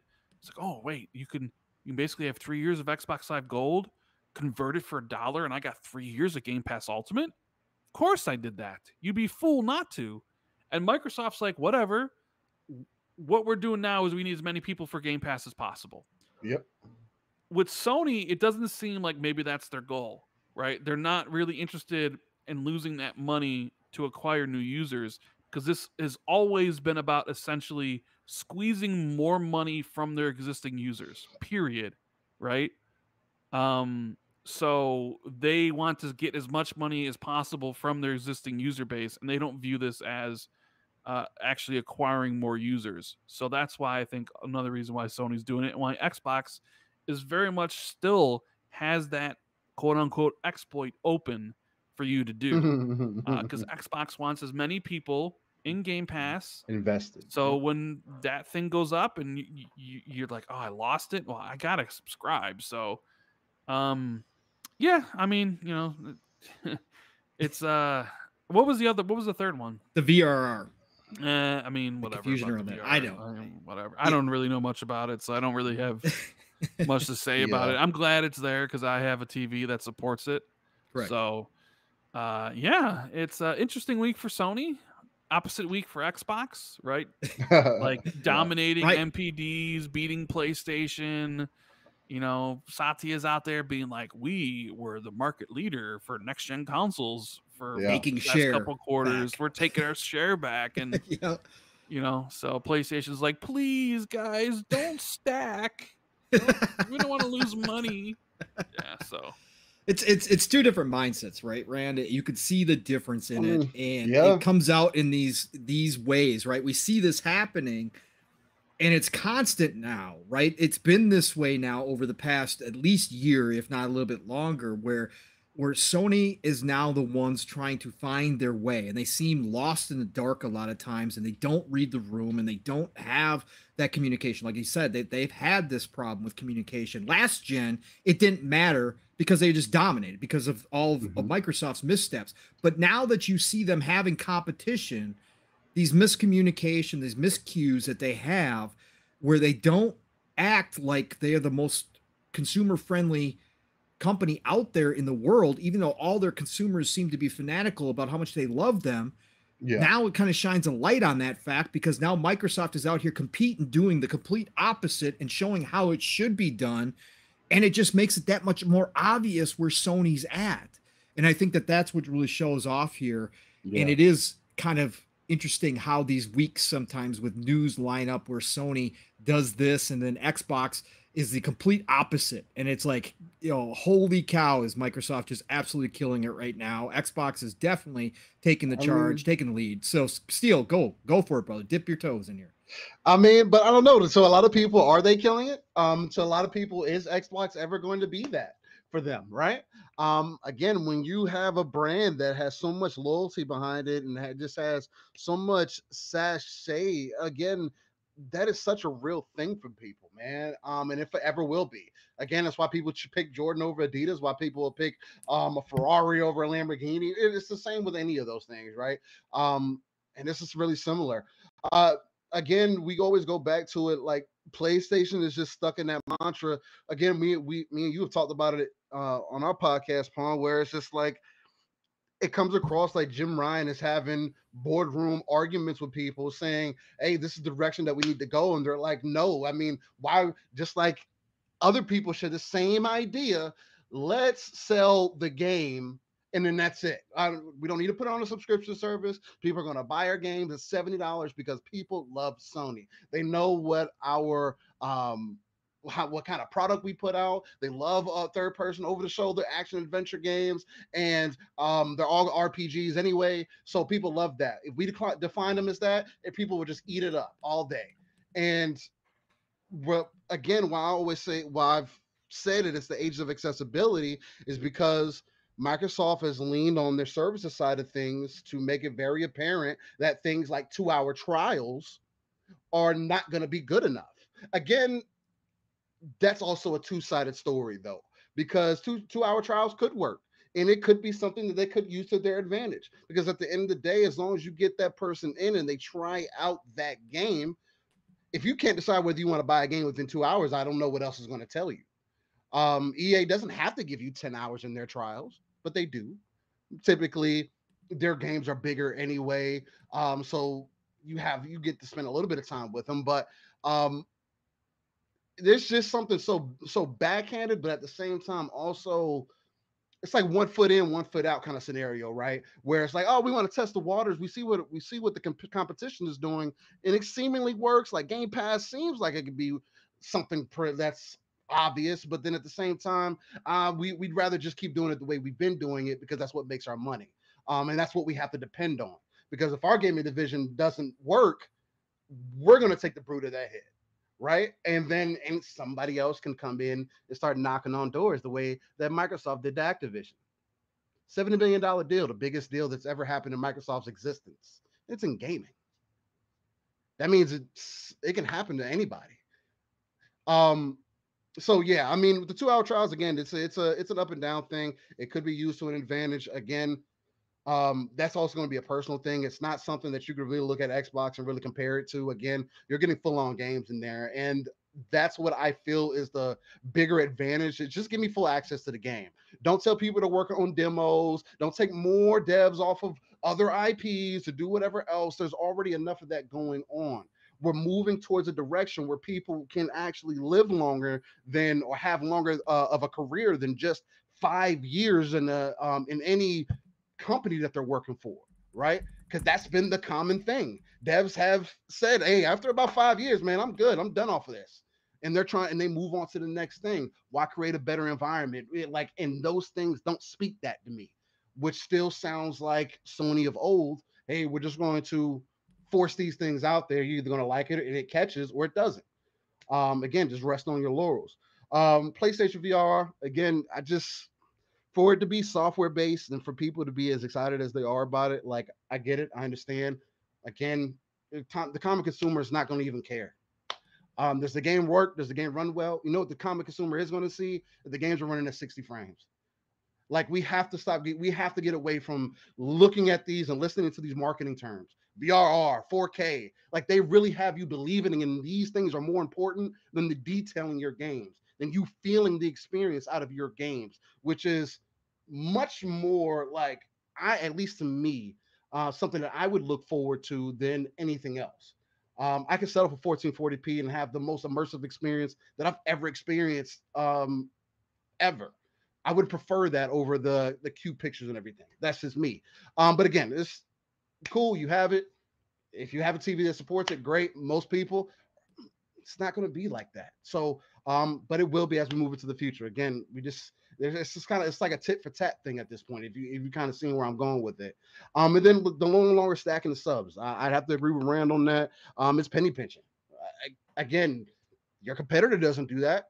And guess what? The competitors also, for the last decade since I've been subscribed to Xbox Live, and that's been what, 2001. I've been playing Xbox, like hardcore or whatever the case. So since I've been invested, the number one reason is because of the services. Xbox Live doesn't go down that often. When it does, it's not down for long. I don't have to worry about my information getting hacked. The matchmaking server side of things has always been pretty solid, although in recent years that could be up and down conversation. Again, there's a lot more work that needs to be done there, but I've always had a better service experience with Microsoft, which is why it's always so easy to say that I just overall get a better experience on that side. So to me, it's like, why wouldn't you want people to be invested, to understand the value? You have your, again, quote unquote hardcore fan base that will invest in that time and make sure they don't have to spend money for the next 3 years, whatever the case may be. You don't know what people's situations are. And again, gaming is an expensive hobby, but at the same time, it's what you make of it. And again, that's kind of the overall point, is that it doesn't have to be expensive, and it shouldn't be. And you making moves like this doesn't really speak to the consumer facing side of things. Again, it just speaks to me, what I've always seen from Sony is just, we're going to copy what our competition does and make it look like we made the idea. And it just isn't leading in the right direction for me. And how much, honestly, were they going to lose, right? Why would you not, like Rand started out saying, like you just said again, Steel, why would you not want to, when we're talking about the stacking issue, why would you not want to lock the people in? If they're willing to put up the upfront money and go out and get both those subscriptions locked into place, and you know that money's already there up front, whereas you could force them to start in your subscription service, but they could decide it's not worth it. They could go down to a lower tier, which in the end winds up costing you more money than letting them buy these years and stack it. It makes zero sense from a strategy point. Just again, armchair CEO time, right? Again, yeah, I mean, I don't run billion-dollar companies, okay, for a living. But again, to me, it just doesn't make any sense why you would not want that consumer base, even from a stat standpoint, just to say, look, we got all these people locked in for this amount of time already. Yeah. We got this many million people. Instead of having this, well, maybe they come in, maybe they don't, maybe they go for the premium, maybe they go for the low tier. I'd rather have them all locked in right away. That's just me. I mean, 100%. And again, it's also something that's really simple, like them not letting you stack. They could change that whenever they wanted to. Sure. Who knows? Xbox next week could say the same thing. Oh, we're not allowing stacking anymore. I mean, it is what it is at that point. Again, that's where it kind of goes back to the earlier conversation, that there's a lot of ways that this could go wrong, and there's a lot of ways that things could go right.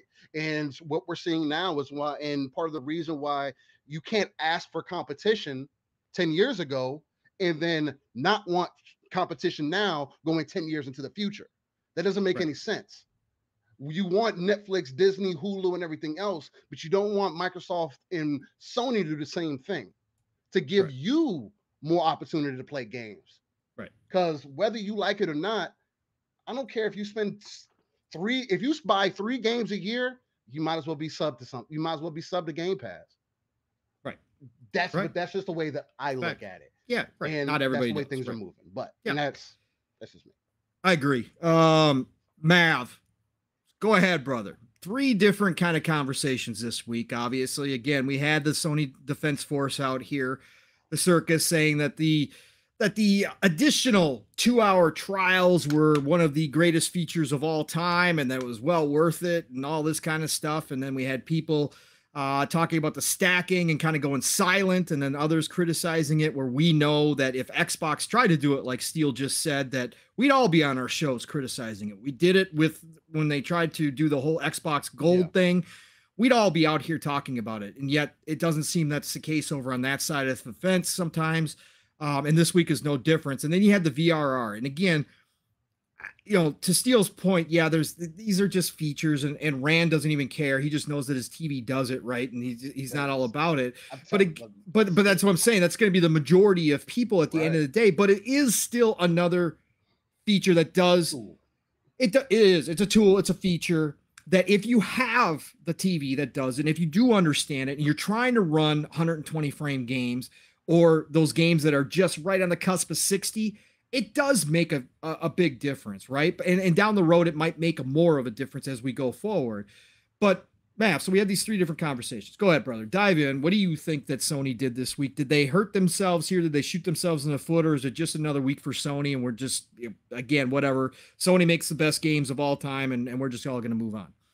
Yeah, well, we'll see how long that stands, right? I mean, it's just with the amount of games coming out from all publishers and including Xbox and stuff, it's like that eventually that narrative will die down as well. I mean, they're still gonna have great games, you know what I mean? I don't think that's gonna change, but the competition is catching up, right? So it would be able to not be able to hold that candle over everybody else anymore, you know? Hey, So Mav, don't pom-pom, Mav. Don't I'm pom-pom. not, hey, go Xbox. Mav Be is an X. definitely a cheerleader.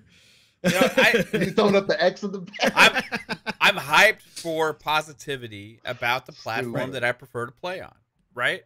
Because if I prefer to play on this system and it's doing well and people are moving over to the console and they're starting to buy more of them and all this stuff, it means that the plans that they have right now are working, which I'm all for because it's saving me money and I'm getting to play more games than I ever have been able to before. So yes, I'm excited that that plan is working and I see success in the numbers, right?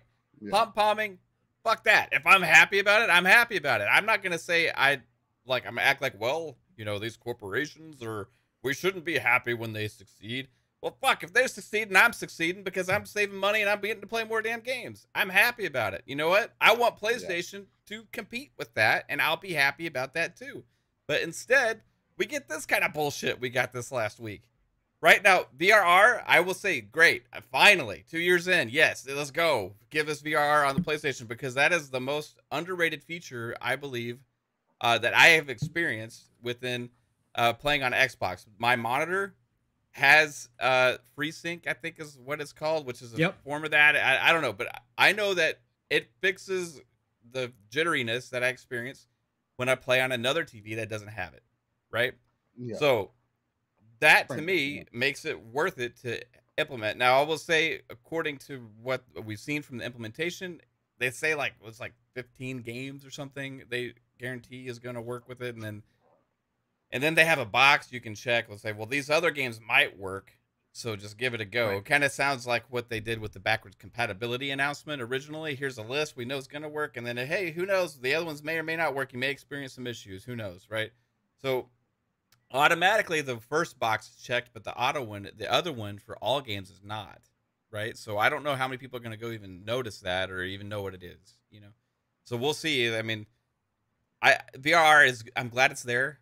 It seems that I'm not a tech guy, but from conversations I have had with tech guys, it seems that because maybe they're having to do stuff more software based and it's less built into the hardware, is why it's taken so long for them to be able to implement this, and it's not as solid necessarily as the implementation on an Xbox. Now, I'm not a tech guy. That's just from what I've heard from other people, right? But it seems that on Xbox it just kind of works. You know, I don't ever have to think about it or look into it. I just like it's just. They've been doing it since last gen. It's just there. So you know, yeah. So as far as that goes, hey, it's cool. I'm glad it's going to be implemented on some games, and you're going to be able to see performance gains on some of those games because of it. If you have the right display or TV, which is increasingly all the new TVs that are bought is going to work for those, right? So now VRR, that's cool. The other stuff is just complete utter like craziness, bro. I just don't understand. You know, the whole, you know, when they said game trials, I'm like, you know, I wasn't really gonna say anything because it just seemed like it's like a feature they're gonna do with their first party stuff and just kind of stack it on. And I was like, okay, you know, that's them investing in their own stuff. They're backing it, and so it is what it is. You know, I don't really care for it, but it was there. Part of the other stuff, I was more interested in the middle tier, right? Yep. However,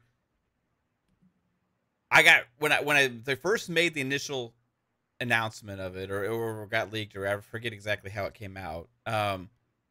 It came across that the devs were going to have to even like take the extra time and fund the development of these trials, right? And at that point, I'm like, what the hell? Like, are we serious? Like, they're actually going to force developers and stuff to take extra time to implement this and force it into their games and have that extra cost associated and time associated with it. And then they're the ones benefiting PlayStation instead of the devs. Then it came out later, correction. I think they wanted to be very clear. Oh, no, PlayStation is doing the work on making the trials. So then I was like, okay, so I'm cool with that, but then why lock it to a top tier still where you have only a small percentage of the gamers are ever going to have access to this because they don't have game games day one. They don't have all this other stuff that's going to drive people into that top tier, right? So it's going to still essentially be a small percentage over time that's going to ever have access to these game trials, right? So why have that even as a thing? And then you're kind of still forcing for the small percentage of people that it's actually ever even going to affect.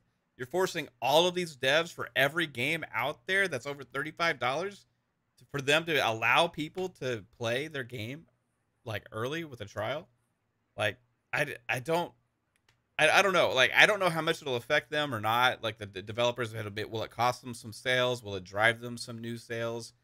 I don't know, but I kind of prefer the Xbox approach where it's like, hey, if you want to make a game preview thing, make a game preview thing. If you want to make a free trial, make a free trial. If you want to make a demo, make a demo. It's up to the developers to do that and not kept behind some kind of paywall.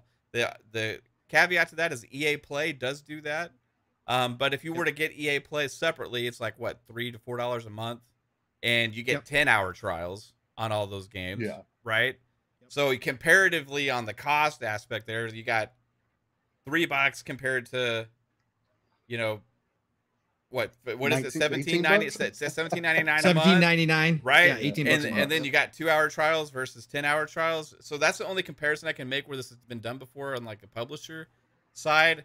Now, but the crazy thing is, it's not just Sony first party. It's like every game out there. I don't like them forcing that decision on other companies, right? As a checkbox to enter their ecosystem. Now, our buddy Psychonauts was like, hey, I think people are going to maybe go over to Xbox instead of PlayStation.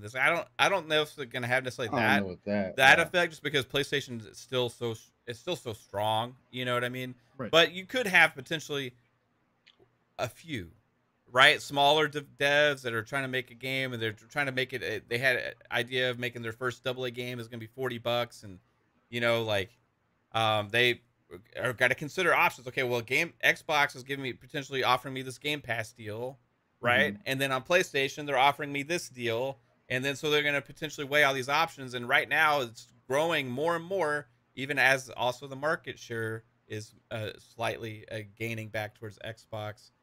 That it's going to be harder for these companies to make these decisions to go with that PlayStation deal, right? So overall, it will have effect, because that's one reason you see a lot of these exclusives or games that just don't come to different ecosystems is because, you know, they're making their bet, what's going to be best for their game and all this kind of stuff. And I think over time that does have an effect, you know.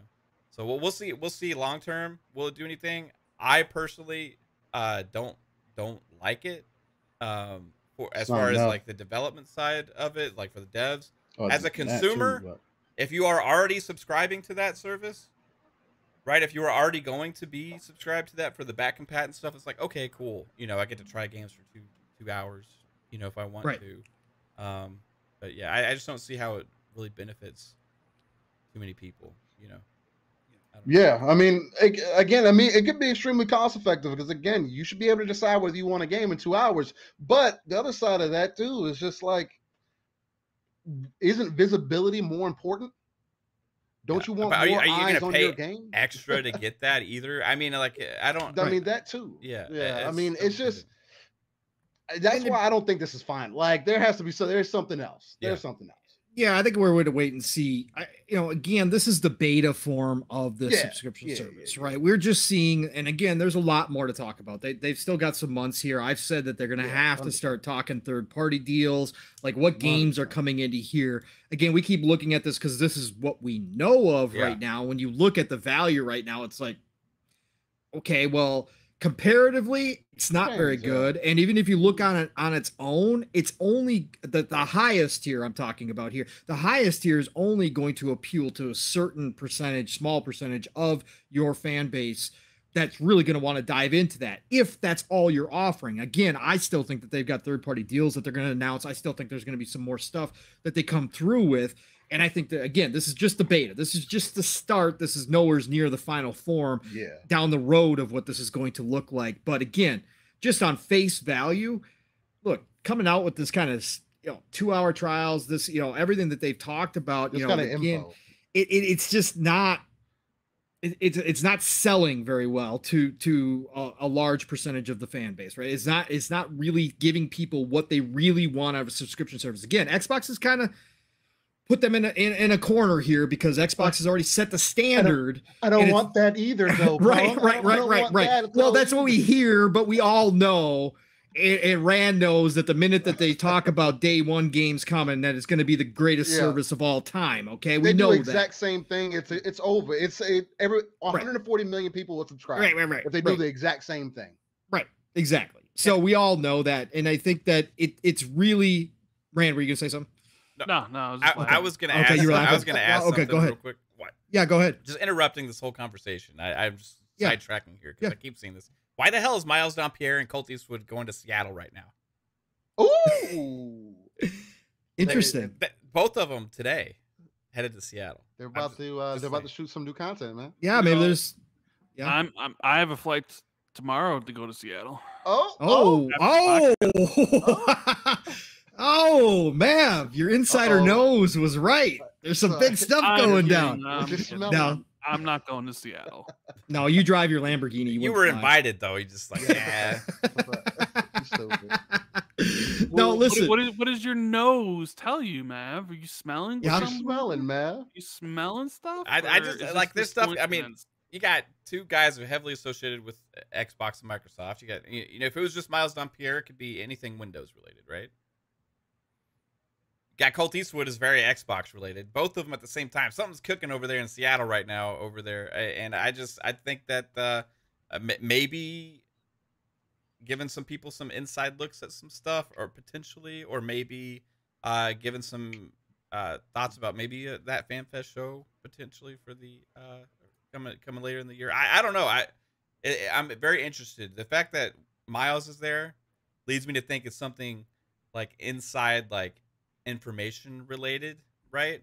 And the fact that Colt's there gives me insight that I think it's something Xbox related, obviously.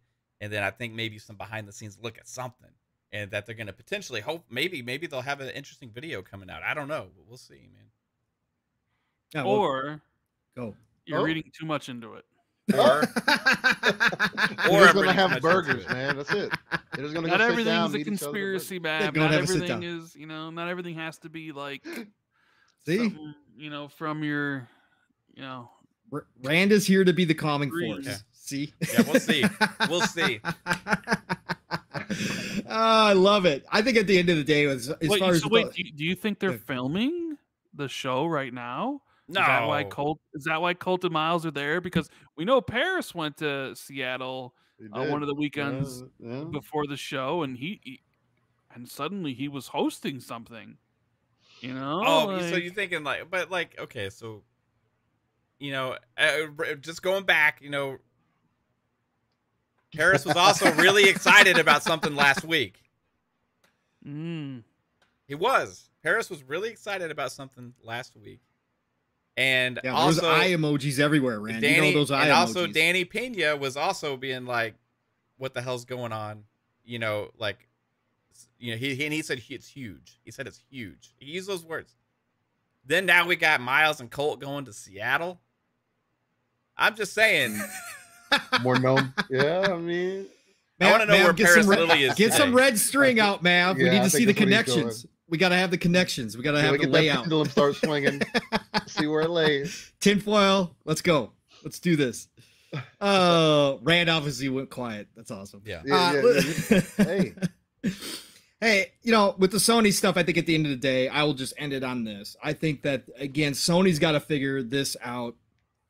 They got to stop having these missteps, okay? They got to start reading the room better. Mm-hmm. But it's on their fan base to start calling them out. And it really has to get vocal. 100%. They're not in the community like Xbox, right? We have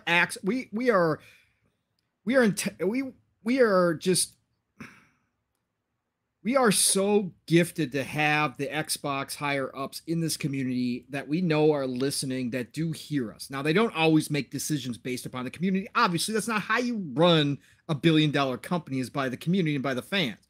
But I'm saying they're here to listen to us. But the Sony fans have to start speaking out in force. They have to start saying, look, we need more. Want more. and they need to make Sony listen before anything's going to change. Again, this is the same with the Nintendo fan base, right? The Nintendo fan base grumbles about old games being overpriced, and yet they lay down the credit cards, and that's what it is, right? They keep reselling them the same stuff. They sell them cardboard with Nintendo stamped on it, and they all just scream how much they love it. And again, Nintendo's got their fan base wired that way. Sony has done that to theirs as well. But we all sit here on shows and talk about this stuff. And again, we praise Sony when they do something right, because this is non-console centric, even though we have our favorite console of this generation. But their fan base just either praises it or goes silent when these things happen, and it makes zero sense. And again, they need to start speaking out, otherwise nothing changes. Again, this is business. I always say that. I respect Jim Ryan for who he is as a business guy. So they are going to penny pinch anytime they can. They are going to take advantage anytime they can, unless somebody finally says enough's enough, and it's got to be a big group of people to say enough's enough before this stuff changes. And that's it, pure and simple. Otherwise, they're going to keep cutting these corners or keep doing this stuff. But again, overall, the communication sucks. Overall, they are losing that battle when it comes to Xbox. Xbox has good weeks, fantastic weeks, and Sony has these, they have good stuff happen, and then they have these trip ups, and it brings them back. So again, they got to fix that, because last generation, that was okay. This generation ain't the same generation. Like Rand said, everything starts over every generation. Microsoft isn't playing around. Okay. Phil Spencer is now the CEO of Microsoft Gaming. It's no longer just Xbox anymore, boys and girls. This is a whole new ball game. And Xbox is creating a lot of the rules. And Sony's got to learn that real quick before they fall behind to the point where, again, it's not going to be that generation that you thought you were going to have. So, look, this was a fantastic 3 hours. That was flew by. Okay, that's what we love here. Awesome conversations. Obviously, two great guests tonight. This was giant for me, as this is the show that I got my chance to get my hosting on. And it's amazing to have two individuals like Rand and Steele here.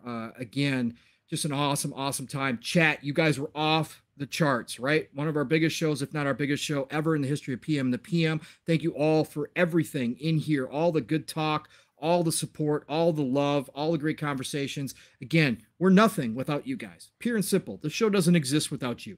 Okay, it'll exist on Xbox Live with all of us just talking nonsense to each other. That was right? what we did before this. That's what we did before, right? Hey, we have two more super chats that go ahead, get the super chats. I want to get caught up on real quick before we head out of here. RWK88 hit us up way earlier in the show when we were still talking about COD with a $2 super chat. That was like 5 minutes ago. Yeah, it seems like it, right? He said, thanks, RWK, appreciate it. He said, COD campaigns, LFG. I think Billy means let's fucking go. And then we also have Psychonauts, our brother, our good friend, who I would not like to. I nominated him on Twitter to be the new world premiere voice for Xbox. I think it was missing last year. So if we could have Psychonauts be the world premiere voice, I'd be very happy about that. He hit us with a $2 super chat, dude, and he says, "Shout out to my brothers on the panel." Well, shout out to you, dude. We love you, man. All right, appreciate it. Continue, thanks, Mav. No problem whatsoever. So, Rand, absolute honor, sir. Thank you again for giving us your time this evening. I know that's a big thing, obviously. 3 hours of my time. I'm going to have to bill you for this. Yeah, you are going to have to, sir. You could take it out of my... Just go somewhere, go to manscaped.com, buy something for yourself. Here, the boxes are really good. Use code XB2. Check it out. There you go. Got a little Manscaped plug in there. Love it. Love it. I think Rand may be the only most important person because he's the only one probably not to show his face too much and still get a sponsorship from Manscaped. That's true. That is true. But he did give the Manscaped look on Twitter when he showed off how he got his hair. I was impressed. I was impressed. That beard was getting long, and my hair was on the middle of my back. Oh, dang, it felt really good to get rid of. How many achievement points did you get in between shaving times? That was like 3 years. So who knows? Wow. Gosh darn it. Look, you can take it out of my mod check for Xbox 2, by the way, whatever you got to bill. So. Okay. Anyways, brother, again, it was a great time. Thank you for all your thoughts. Put you on the spot with some speculation for the upcoming showcase. I appreciate you giving the real talk about Man, what we might didn't be even there. talk about Ubisoft being acquired. We did not talk about Ubisoft. We We go did for not. another hour, 4-hour show. We got like two. We got like two. So 2 more hours at least. So, but brother, I appreciate you so much for being here. Thank you. Tell everybody, obviously everybody knows where they can find you, but tell everybody what you got going on, brother, and let everybody know where they can find you. It was great to be on here. I mean, 3 hours flew by. I didn't even realize it was 3 hours. Yeah. So yeah, you know, if you want to check out the channel, it's youtube.com/RandallThor19. Do a podcast every week with the one and only Jez Corden of Windows Central. Oh. Most of the time on Fridays, sometimes on Saturdays. It just depends. There will be one tomorrow. And I started making videos again as of today. So you can always subscribe for that content. And, you know, I just want to thank you guys, all the real people in chat. I said, let's get over 100 likes, and you hit 113. So Hey, there you go. Yeah. Amazing. Thank Amazing. you. Yeah, no, thanks, Rand. I appreciate it so much. Steel, my brother. Once again, Living Split Screen invades another show. Here we are. And look, this is still shorter than a PM in the PM show, or a Living Split Screen show, I should say. So, listen, let everybody know where they can find you, man. Obviously, live, raw, and uncut. What's going on, man? Hey, man, look, like I say, man, if there's a search bar, 9 times out of 10, you're going to find me. I Steel Rain I. The T is a 7. Whether it's in the DMs, whether it's on Xbox, PC, PlayStation, whatever they give me a reason to invest. Hit me up on there, man. Let's talk games. Let's chop it up. Life, whatever it is, man. And again, I'm not one of these scary people who's just gonna run from shit. Hit me up if I got time and I got room. Let's game. If not, I'm gonna tell you. Hey, it is what it is. But also co-host of an amazing show that we have every Saturday morning, 9 a.m. Central, 10 a.m. Eastern, and 3 p.m. UK time, and that is Living Split Screen. It's a non-console centric show. We talk about everything that's going on in the gaming industry, and the biggest thing that I say there, man, is that we take that RTS view, real-time strategy. We pull ourselves out of the world, look at the darker crevices of the map, gather our resources, and then come back and sit down and talk to the people, just to deliver that passionate gaming conversation that I feel like is lacking amongst a lot of the community and everything, man. But yeah, find us there, get that live, raw, uncut, authentic passion. And other than that, again, PM and the PM, much love to you guys, man. Pong, you already know what it is. Mav, you know, nothing but love, and I haven't welcoming me, to the family and everything, no matter what. It's such a beautiful thing. Again, this is what it's about, being able to connect and have conversation. Even though we were of agreement on a lot of things, I think another thing that people have to pay attention to is we took all that speculation and we still hit on different angles. And that's such a beautiful, unique thing.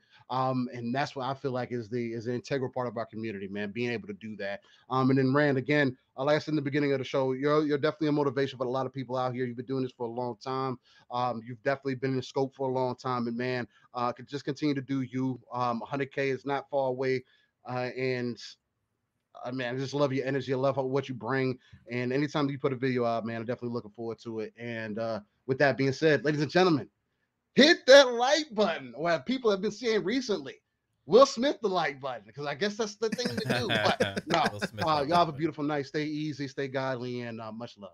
Thanks, Steel, brother. I appreciate it. And definitely second that, Rand. You and Jez, the Xbox 2 is one of the shows that Steel and I looked up to when we started Living Split Screen. So he is dead spot on. There's just something nice about a 2-person show. There really is. I mean, there really is. The conversations. Everybody can get their bars off, right? Like, there's not like people waiting an hour and a half to talk about like a topic or whatever, right? So right. It is fantastic. But man, we did look up to you guys and still do. So appreciate you, brother. Mav, look, my brother.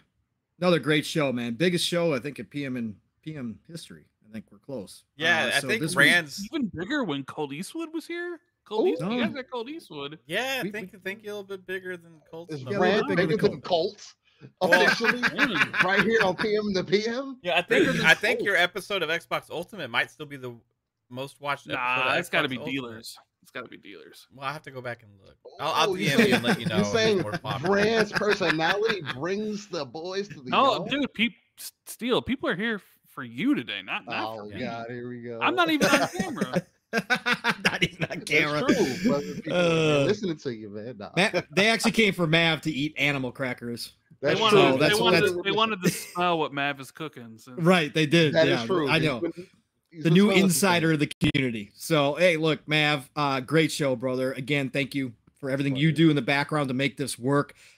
This was an awesome time to get these two just amazing members of this community here, man. It's just so cool to do this with you, brother. So tell everybody what is going on in the Fun Speculation Kingdom coming up for the rest of the week here, brother, and where everybody can find you if they don't already know. Right on, man. Hey, this is a blast. Rand, Steele, thank you. Like Rand was saying, to love a two-man show. This is usually a two-man show, but sometimes we roll out the red carpet here for some of the biggest and the Much love. brightest and Yeah. the best, right? So I absolutely love to have both of you on the show.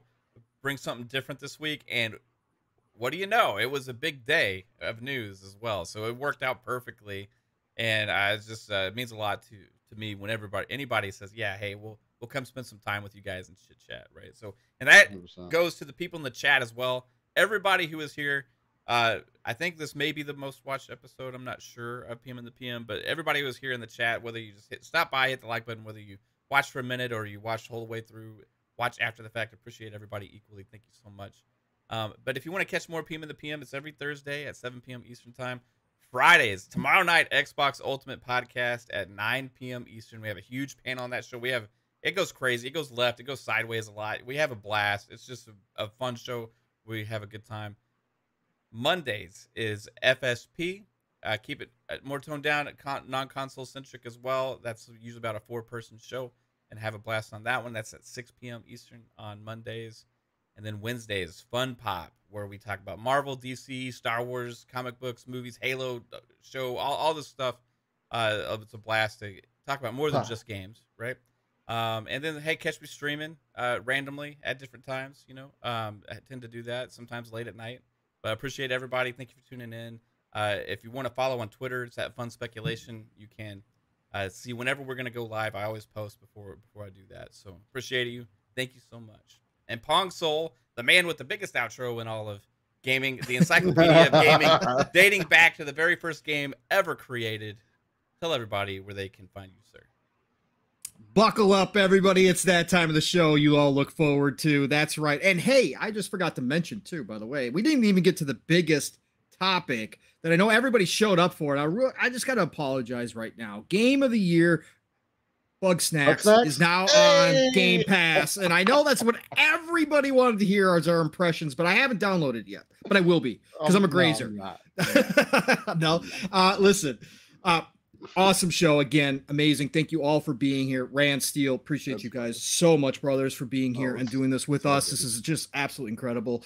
Love you all, chat. Again, over the top, over the moon for you just showing up each and every week and making this community what it is. And so thank you all for being here. Pong Soul Xbox, Pong Soul Twitter, drill there. When I'm available, I am still on Xbox Factor Podcast. It's just a little less than it used to be because of real life, but Tuesdays over on Double Barrel Gaming, the man, Mr. Boomstick, you know him and love him. So join Xbox Factor every Tuesday, 12 p.m. Eastern, 11 o'clock Central Time. Mav when he's available, Boxenberger, VJ, N64 Josh. You never know who's going to show up. He had Skullsy on last week that I missed, which I was disappointed talking about Bethesda stuff. Right. Look, it's a great time over on Xbox Factor Podcast. All good things green every Tuesday. PM in the PM, like Mav said, we will be back next week, God willing. Thursdays, 7 p.m. Eastern, 6 o'clock Central Time. I will be here. Fridays, of course, tomorrow, Xbox Ultimate. You know the drill. I'm there. I've been coming in late due to work, but I'm still there, and I absolutely love what we do over there. So join us 9 p.m. Eastern, 8 o'clock Central Time. Never know what we are going to talk about. That's the best part about that show. So join us every Friday, Xbox Ultimate. Right back here on Fun Speculation. My hype man did a lot of the work. Steel Rain just talked about it. Living split screen Saturday morning. Set those alarms, set those reminders. I'll have another probably short video out tomorrow reminding you all to do this, but please join us over there. If you haven't checked out Living Split Screen, please jump in Saturday mornings. See if you like it. Tell a friend. drop on by. Steele and I go 3+ hours every Saturday. We've been hitting over 4 recently here a lot. This week's not probably going to be any shorter because of all the news dropping. So, but look, you want the energy Saturday morning. Season 2 has just started. We had episode 53 last weekend. Episode 54 is this weekend. So go check out last week's and drop on in. Living Split Screen is where it's at. Saturday morning cartoons, 10 a.m. Eastern, 9 o'clock Central Time, 3 p.m. UK time. Be there. And then end your Saturday night the right way. That's right, the Shop Podcast, PTK Blam's channel, myself, Fuzzy Belvedere, who jumped into the chat, brother. Always good to see you. PTK Blam, and he always has great guests. He just had episode 250 last weekend. Excellent. We had the one and only Tim Dog on last weekend. It was a great show. He knew that they were going to drop the news about the show this week. He actually hinted at it on the Shop Podcast last Saturday night, but please, it is a great show. PTK deserves more watchers and followers. So join us over there Saturday night, 9 p.m. Eastern, 8 o'clock Central Time. Again, the Shop Podcast, PTK Blam's channel. Otherwise, it is the golden age of gaming, people. Right. Pure and simple. No doubt about it. The best time ever to be a gamer. So get out there and enjoy what is happening right now. Play what you love what you play. I will talk to you all real soon. Thank you for being here. PM in the PM is over with. That's right. Get us out of here, Mav. Love you all. Bye, everybody.